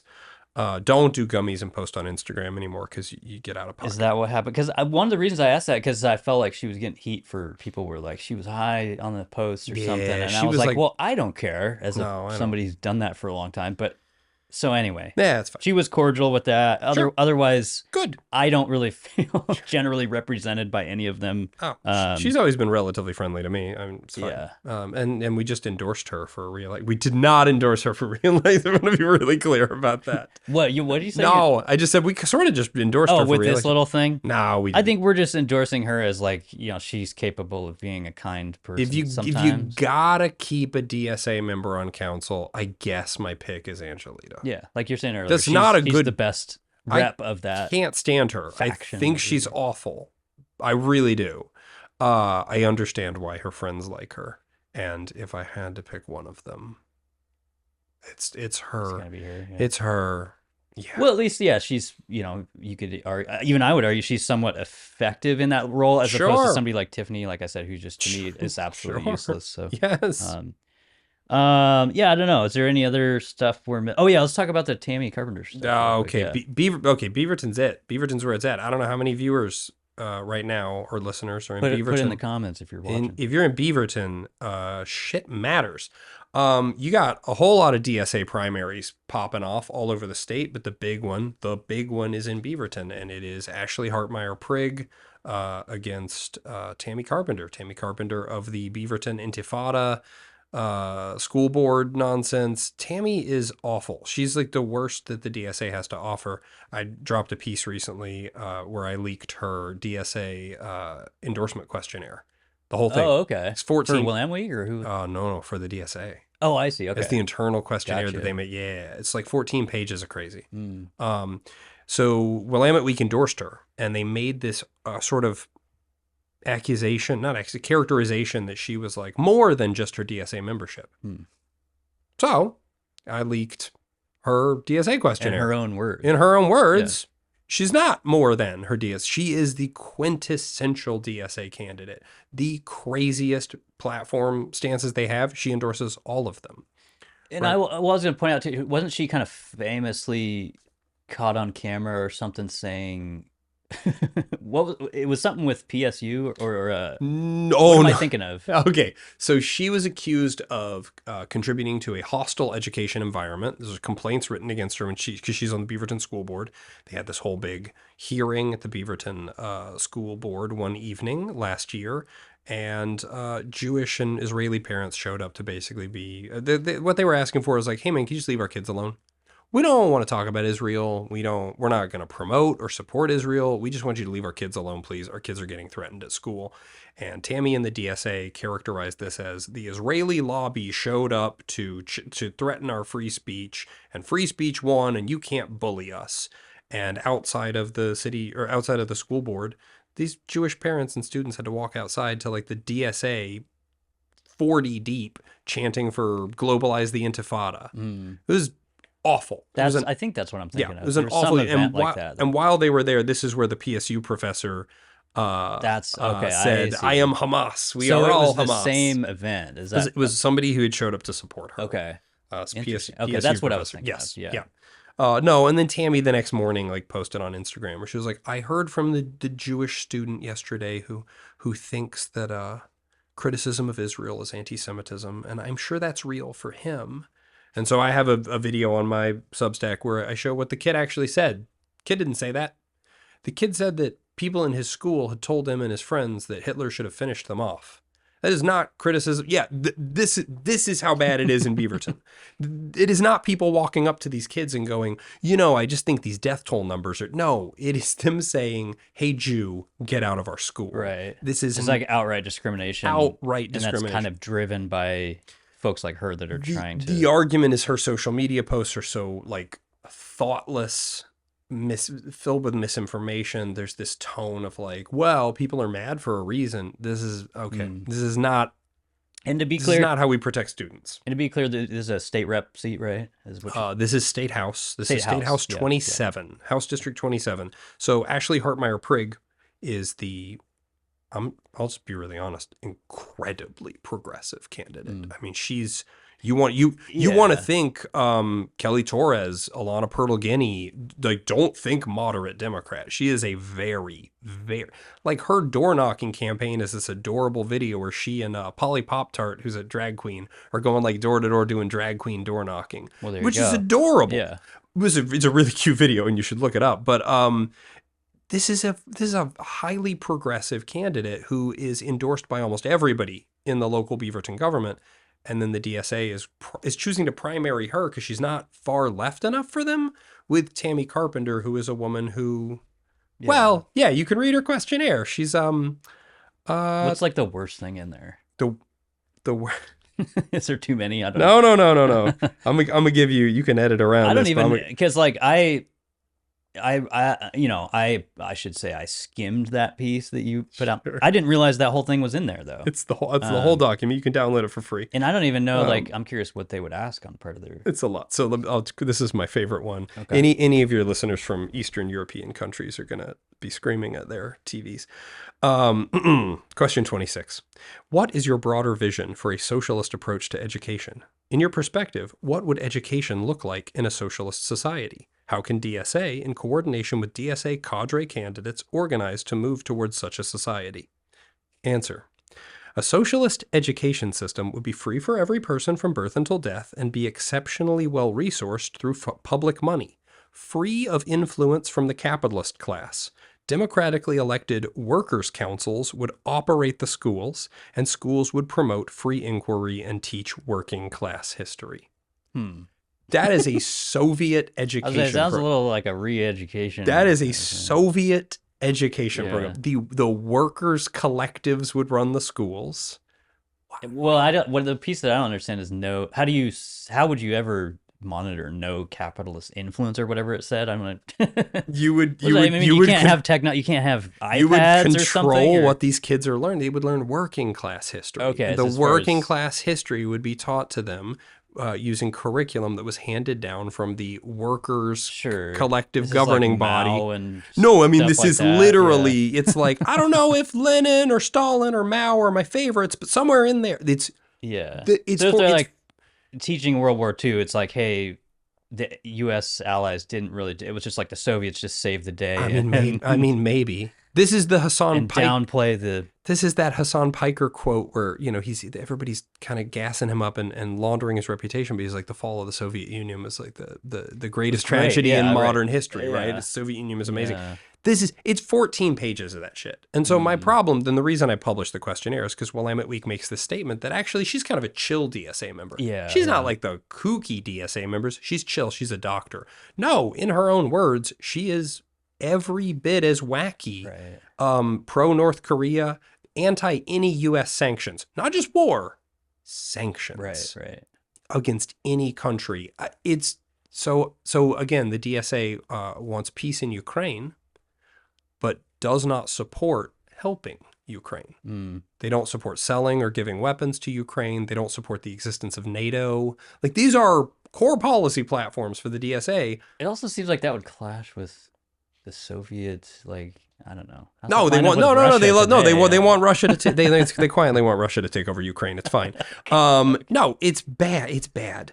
No, I wanted to say, I was like first of all, I don't know. I read all endorsements, whether it's from them or Oregonian, and I was pretty shocked to see that because even reading what they had wrote about her is kind of like what you just said. I just took it as like a very casual kind of look at a candidate, and it was just like, hey, seems like a nice person. Sure, has a couple good ideas. Let's give him a chance. It didn't really seem to do much research or like, I don't know, go very deep at all into the party, what that has an effect on this race. And there wasn't really like a look at the dynamics and if that helps Beaverton and if she's, if this person's like doing things that are, or if it represents the views of Beavertonians, right? Like, they painted her as, we think, one of the things they said is that just like how at their best Republicans strengthen, right? Because it gives the Democrats something to push against. Badly acting Republicans bad, but Republicans acting well. Yeah, it's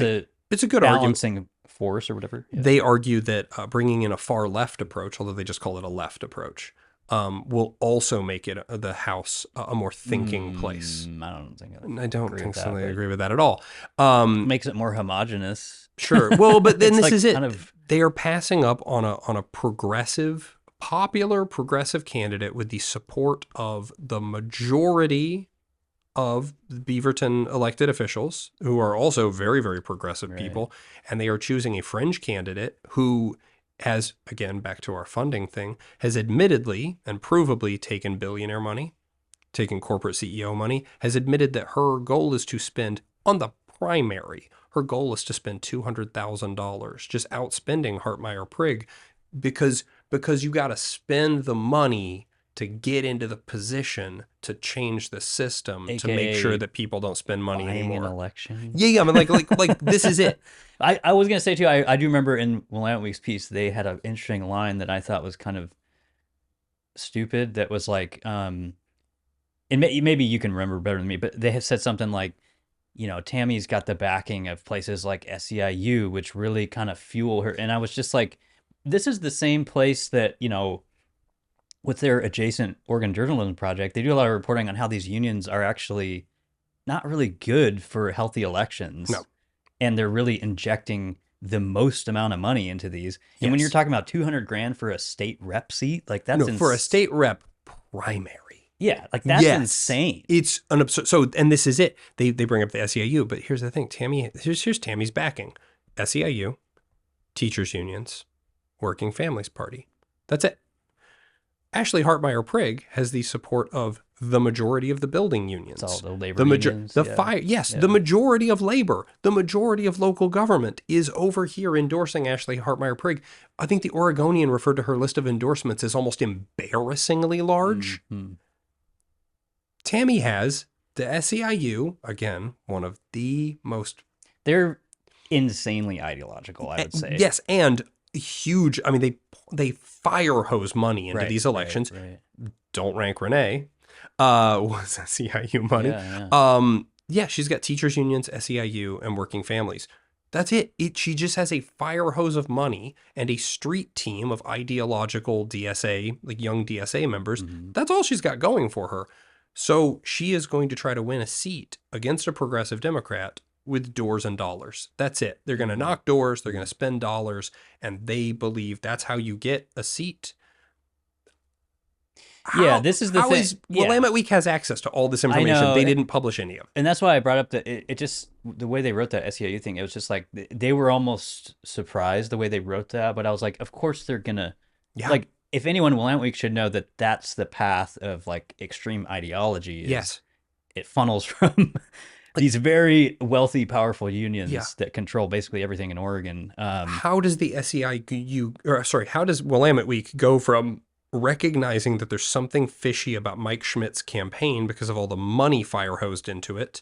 They go from that Willamette Week a few years ago to the Willamette Week that this week said, I don't know, that seems fine. Right. She seems cool and refreshing. It just seemed like that. The whole endorsement just seemed kind of like, hey, let's roll the dice and see. It'll be fun to mix things up a little bit. And it's like, that doesn't seem like a real smart, intelligent, or healthy way to do democracy. Yes. You know, it's like, but anyway, I think in general, when they do endorsements, I'm usually much more favorable to the Oregonian anyway, but they always just kind of do these moves. I think sometimes they do it to honestly just capitalize on like a particular candidate's own momentum, if that makes any sense. It's like that shouldn't, they should be apolitical about that. But just because they see like, oh, Tammy's she's pulling all this big money and blah, blah, blah. She's pulling big money. I think sometimes they're like, hey, let's bet on this horse. Yeah. So and that's my ultimate point with the Tammy is like, I've got 3 arguments against her, right? If dark money and money in politics scares the crap out of you, you can't vote for Tammy Carpenter, right? Yeah. Now, if that, so much mind that, but really foolish, childish, college level, Marxist, Leninist, Maoist philosophy is too stupid for you, then you can't vote for Tammy Carpenter. And if it still haven't gotten you with those 2, she was accused of helping contribute to a racist and anti-Semitic environment in Beaverton Public Schools, and her response to that accusation was to call the parents and students accusing her foreign lobbyists and bullies and ignore them. So she's not even good on a constituent relationship basis for her own track record.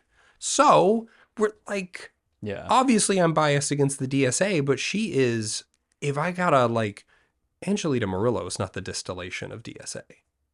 Tammy Carpenter is. Angelita Murillo is, if anything, actually a bit of a DSA outlier. Light. She's like DSA light. Well, she's independent. she's got thoughts of her own. Yeah, well, and I think people like her, they're at least willing to collaborate if necessary. Sure. Where I think as other people are just isolating strictly in this rigid lane where they're like, I don't even want to talk to people that disagree with me on this or this. Yeah. I'm just absolutely unwavering in this position, and I don't want to talk to people that have a different opinion. Like her or dislike her, Angelita Murillo is succeeding because of who she is. Right? Like her or dislike her. I dislike, but I want to acknowledge, want to recognize the game. Tammy Carpenter has nothing but the DSA. There is nothing there that is deeper than, if you vote for Tammy Carpenter, you are voting for generic DSA candidate number 6. Yeah. Yeah, and there was a couple things I was going to say too, statewide and also nationally, that's kind of the playbook that they're trying to, at least with this primary, yes, there's a lot of races where they do that. They see hey, this is kind of a soft traditional Democrat. We're going to come and try to primary them and basically polarize people to one side, get all this dark money, just try to take them out in the primary with a ton of cash. And yes. So I would just want to say that there are a couple more in Oregon. I believe there's another state rep seat. I think that's more towards Salem. That's also Myrna Munoz is running. She's primarying, so that's your DSA candidate in her district. You've got Kai Fireside is a DSA candidate. They're running quite a few DSA candidates around the state. Unfortunate name with the recent fires. Melissa fires? Oh, I mean, yes, it is. Also just fire in general. I wouldn't have named our WNBA team the Portland Fire either. I think we just need to get away from all the fire imagery. It freaks me out, but it's fine. No, the DSA is making their big push this year. It's a really, really big push. They've got a decent amount of money behind it, although again, to Mike Schmidt's credit, it's not DSA money, it's just SEIU and Working Families Party money and billionaire donor money. And sure, there's a little bit of grassroots money thrown in there too. Because they run on, we love unions and we hate data centers. That's a popular platform to run on. They don't tell people that they call North Korea Korea. Right. and think that should be the only Korea. They see no issue yeah. with North Korea. No issue. Well, the issue with North Korea is that America has been doing a genocide there for the last 50 years. And if anything, we need more places like North Korea. Yes, if anything. World, you know? Cuba, North Korea, come on. Iran, these are good countries. Yeah, they got issues. No issues with it. We should leave Iran alone. Iran's the best. Labor camps, all this stuff. Sure. Only for capitalists and the Epstein class. Yeah. Or if you got an issue with somebody in the government, you might end up at a camp. But, sure, maybe. And we should get rid of the guarantee. And we should get rid of the police.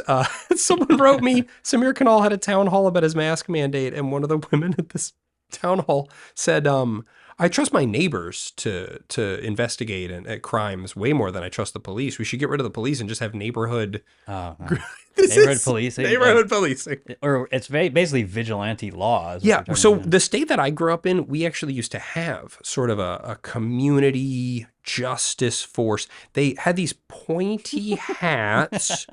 I was just gonna say, didn't you grow up in Alabama? Arkansas. It was bad. It was bad. It was bad. It was really bad when the community did justice. No, it was super bad. So I just have a little bit of a, whether it's the communist stuff, whether it's the, I'm like, when I hear, we should dismantle no, it never turns out well for people like me. Yeah. The other thing I was gonna say was, I think that, there's a lot of interesting dynamics. I think with a lot of these midterm attempts or just races, people basically 100% of the time are trying to model Mamdani and that success. And I don't think you can transplant that to many other places. Like New York City is like a mega city. It's, there's a lot of differences between that and like Beaverton or Salem. Yes. I think a lot of times they try to marry the issues, but first of all, like I just said, I don't think that transplants all that well. But also I think that some of the luster and some of the kind of like, I don't know, amped up momentum that came from that is kind of wearing off, especially with places like Portland City Council, where we've had these folks for a while now. Yeah. And you kind of see the results or the lack of anything happening. You find out that tax the rich just means tax. Right. There's no the rich. It's a flat tax. It's just tax everyone. It turns out. Yeah. Especially, again, to your point, in Beaverton, in Portland, we're going to go after those billionaires. Which billionaires? Yeah, I don't know. Well, I couldn't find any billionaires, so I switched to the millionaires, and there weren't quite enough of them, so I've actually also switched to just anybody making over 100K. We'll just bleed them. Oh, are they moving? Oh, no. Yeah, it's not good. It's tax the rich is just tax.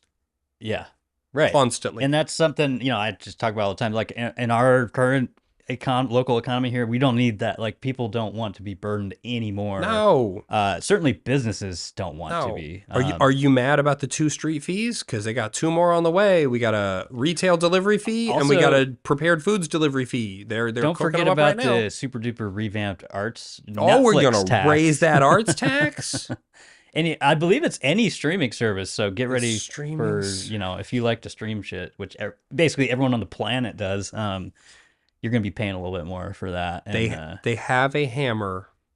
You are the nail. Yeah. Yeah. So I guess before we wrap it up here, I wanted to just say, I don't know, is there anything you just have this election, I guess, with city, the midterm, or sorry, not the midterm, the primary, and also just the general, is there any other thing you want to say about any of that stuff? If you're a registered Democrat, please get out there and vote against these DSA primaries. They are not pleasant. You don't gotta love the progressive establishment Democrat candidates, but it is not a choice between like the lesser of 2 evils. There's a competent candidate and there's a buffoon running in a lot of these races. Yeah. At the same time, friendly primaries, I want to encourage. Autumn Sharp, my friend Autumn Sharp, is primarying Lisa Reynolds. It's a very friendly primary. There's no spite, there's no hate, there's no anger. Lisa's almost certainly going to win, but the race has strengthened the platforms of all candidates involved. I want to encourage people to primary their local, especially safe blue district. Yeah, absolutely primary your rep. Raise the money to get in the voters guide, have the debates and the dialogues, but do it in a friendly way that strengthens the whole election system. Don't try to take over the Democratic Party and dismantle it. It won't turn out well for anybody, please. Yeah, I think people should vote. I don't think a lot of people are going to vote, and I really think that they should. Yeah. No, that's traditionally true, right? With these. Yes. And vote no on all of the upcoming taxes and levy renewals. Yeah, there are some of those. Yeah. There's like 3 of them. Yeah. Vote And them all on the down. general, there's probably going to be a lot more ballot measures. We'll see what Probably. happens with those. But yeah, at this point, we just got to start. They're not going to learn unless we teach them. You got to start rejecting taxes, levies, bonds. You got to reject all of them. We can implement our own moratorium on new taxes to a certain degree. We should do it. Yeah. Is there anything you want to say about county? Any feelings on that? Oh, I don't care. No, I mean, like, I don't. It's. I think we've talked about it before, right? Yeah, I'm just not. Everybody's better than JVP. Right. I don't know. I'm just not that strong. I've had people in like homeless services tell me that no, Shannon won't be any good. But then I've had people on the other end say, oh, on the education stuff, we don't like Julia. Yeah, I'm kind of with you on that. Like they both, to me, are okay, I guess. I'm not in love with either as candidates, it's like there's but... not great things about them. Sure. And I was surprised when I talked to Sharon. She's like still thinking about it. It sounds like I don't know if that'll happen. I don't know if she's got as much of a shot as the other two, but like that'd be interesting. I did also confirm. I emailed with Herman Green, and he said he is running, which is interesting. This was before this article came out this week about he took some consultant position with PBS or something, which seems normal, seems legal, but optically, no. This is it. Just because something is politics as usual doesn't mean it looks good or is nice. Yeah, I don't love it. Yeah. I don't love it. I don't love an awful lot of things that I see in local politics.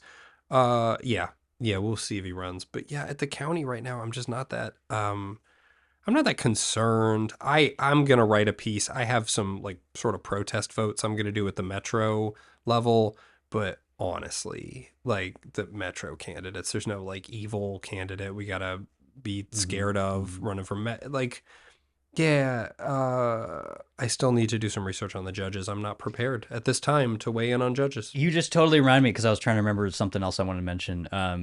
Like we were just talking about, the dynamics of these DSA races and just state races and stuff. And I don't know if you followed this Adrienne Brown saga.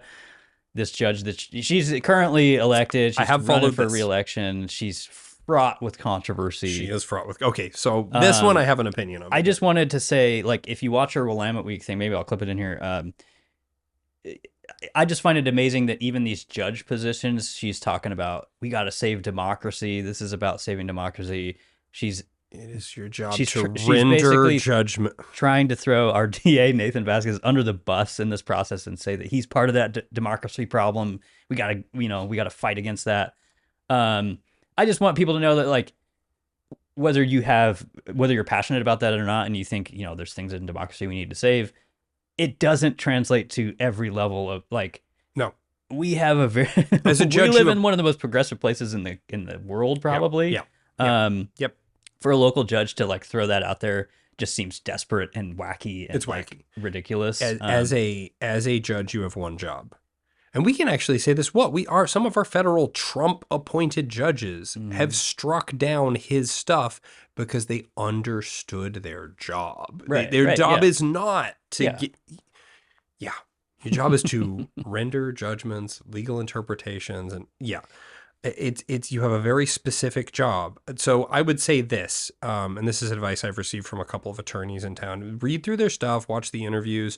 If they seem waffly, if they seem, don't vote for them. Vote for judges that seem decisive and seem to understand what their actual damn job is. It is, and honestly, I had some judge people reach out to me and they would come on the show, and I'm like, to be honest, it's like, it's hard enough to get people interested in like what we're talking about, city and county. So, and I don't want to like say I'm not going to have them on the show, but like, I do think it is interesting. However, that I've never seen more judges running. Like normally it's just unopposed people. Historically, it's an unspoken or agreement. They're appointed or whatever. So I think that is cool. That is cool. There's some competition. That's good. No, that's good. And Kristen interviewed. She had somebody on. She had one of the Joe. I wish I remembered her name. Yeah, Joe. Yeah. She had Joe on. She seemed cool. No, I think there's some fun races. I think it's worth. I need to go home probably like this afternoon and sit down and like work through the judge stuff because I've been distracted with the anti-Semitism and the Beaverton of it all, and so many things going on and leaked documents, and so I got texts that are like, "When's your voter guide coming out?" And it's totally fair. I do have my ballot. I don't know if everyone else got them. I don't know if you got yours. I've got mine. I need to fill mine out, and then I need to write up a little voter guide for.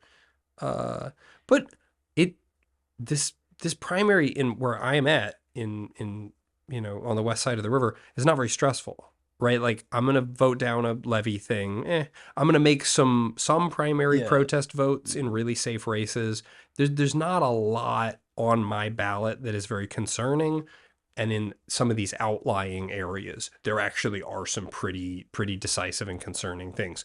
Again, the DSA primary attempts, those are worrying, and I really want. I mean, I don't know how many people I'm going to be able to reach in Eastern Oregon to be like, please. I got some people out there. All right, I know a guy, Jamie. Shout out to Jamie. He has a ranch. It's actually more like central. But he's in what they call the Oregon Outback. It's beautiful out there. I'm sure. He's right next to a lake. He has a bunch of cows. But yeah, cool.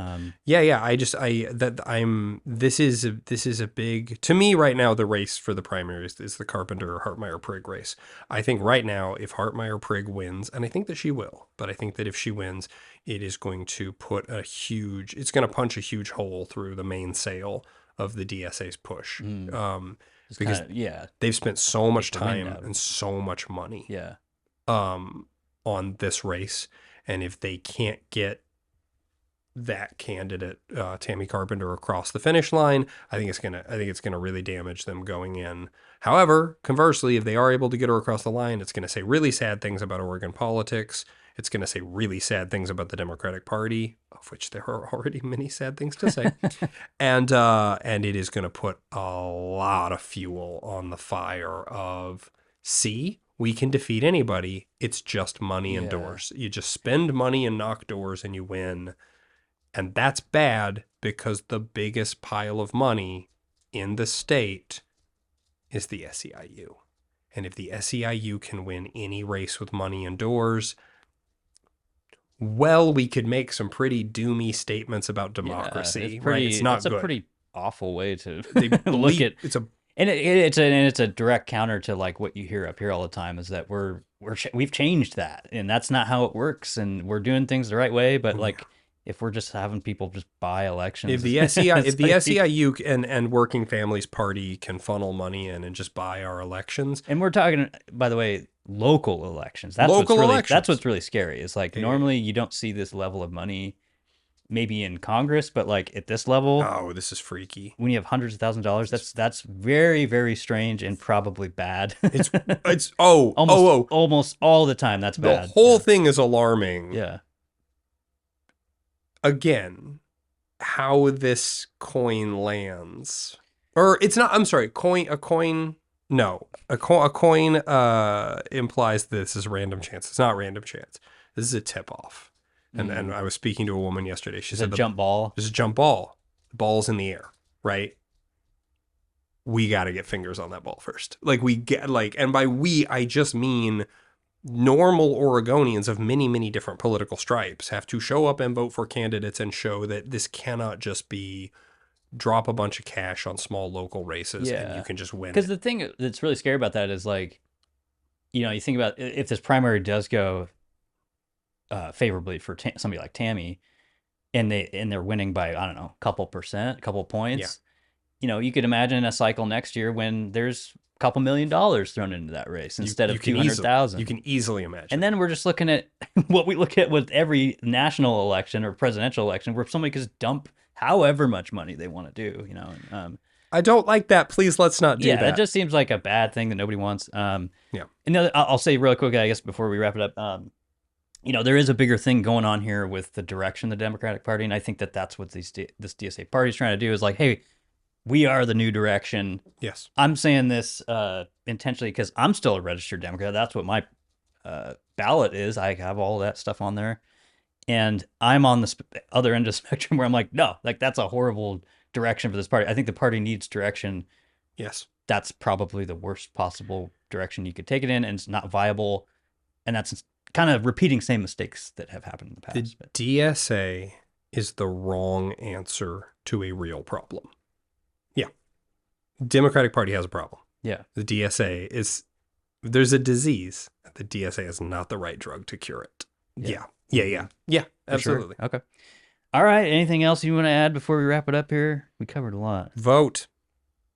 Just vote. Just vote. Just fill the thing in. It's we mail in vote. You got to do it. Just do it. How do you do it? Because I always drop it at a library. That's what I do. But I just am mail it? deeply faithful in my postal employees, even though like half of them are DSA members. Here's what I'll say. I'm just weird though because I don't send anything from where I live. Oh, I mail stuff. I don't trust my outbound. Oh, I trust my outbound. thing. I have a locked mail room. Okay. I have an outgoing mail slot. I feed that stuff right in. I do the track my ballot. I get the text, and I have a 100% success rate on the. Yeah, no. So I'm a downtown elite. I was just curious, yeah. Locked mailbox. No, if I was still living in a place where I had to put the ballot, like just in my mailbox in front of my house, and it's not just the election part of it. It's like everything. Like this morning, I had an Amazon thing that went to the other home next door, and something. No. I would go to a library or go to one of the official drop boxes. Yeah, but I used to, back when I lived in a house, I lived right near the post office. I just took it directly to the post office, and they had a drop box. Yeah. So yeah. I don't stress about it too much. I do think people should register for the Track My Ballot. I think that alleviates. I don't even think you have to. All I do is you gotta like opt in. You just have to put in your phone number. Gotcha. It's not, I've done it for so long now that it's. Yeah, you just put in, I forget, like 2 things, and it'll check your. Oh yeah. Status. It's really easy. Yeah. Well, cool. Yeah, you guys subscribe to Max's Substack if you haven't already. Send him, be a paid subscriber because that's a way to support Max. It is a way to support Max. I learned recently they have this pledge thing that I did with the Eric's Substack where like if you haven't started collecting, you can like pledge in advance that you'll do. I thought it was a cool thing. That is cool. Yeah. But if you haven't subscribed to Max, you can pay me any amount of money that you want to pay. There you go. I would take the money Hear from that? anyone. Phil Knight? Yes, Phil. Our one billionaire. I'm a fan, so give me the money. All right. Yeah. Cool. And I was going to mention too, we'll be doing at some point a big budget episode, so stay tuned for that, and that will be fun. We'll see how budget season in Portland goes. Yeah, it's a lot of work. All right. See you guys. Bye.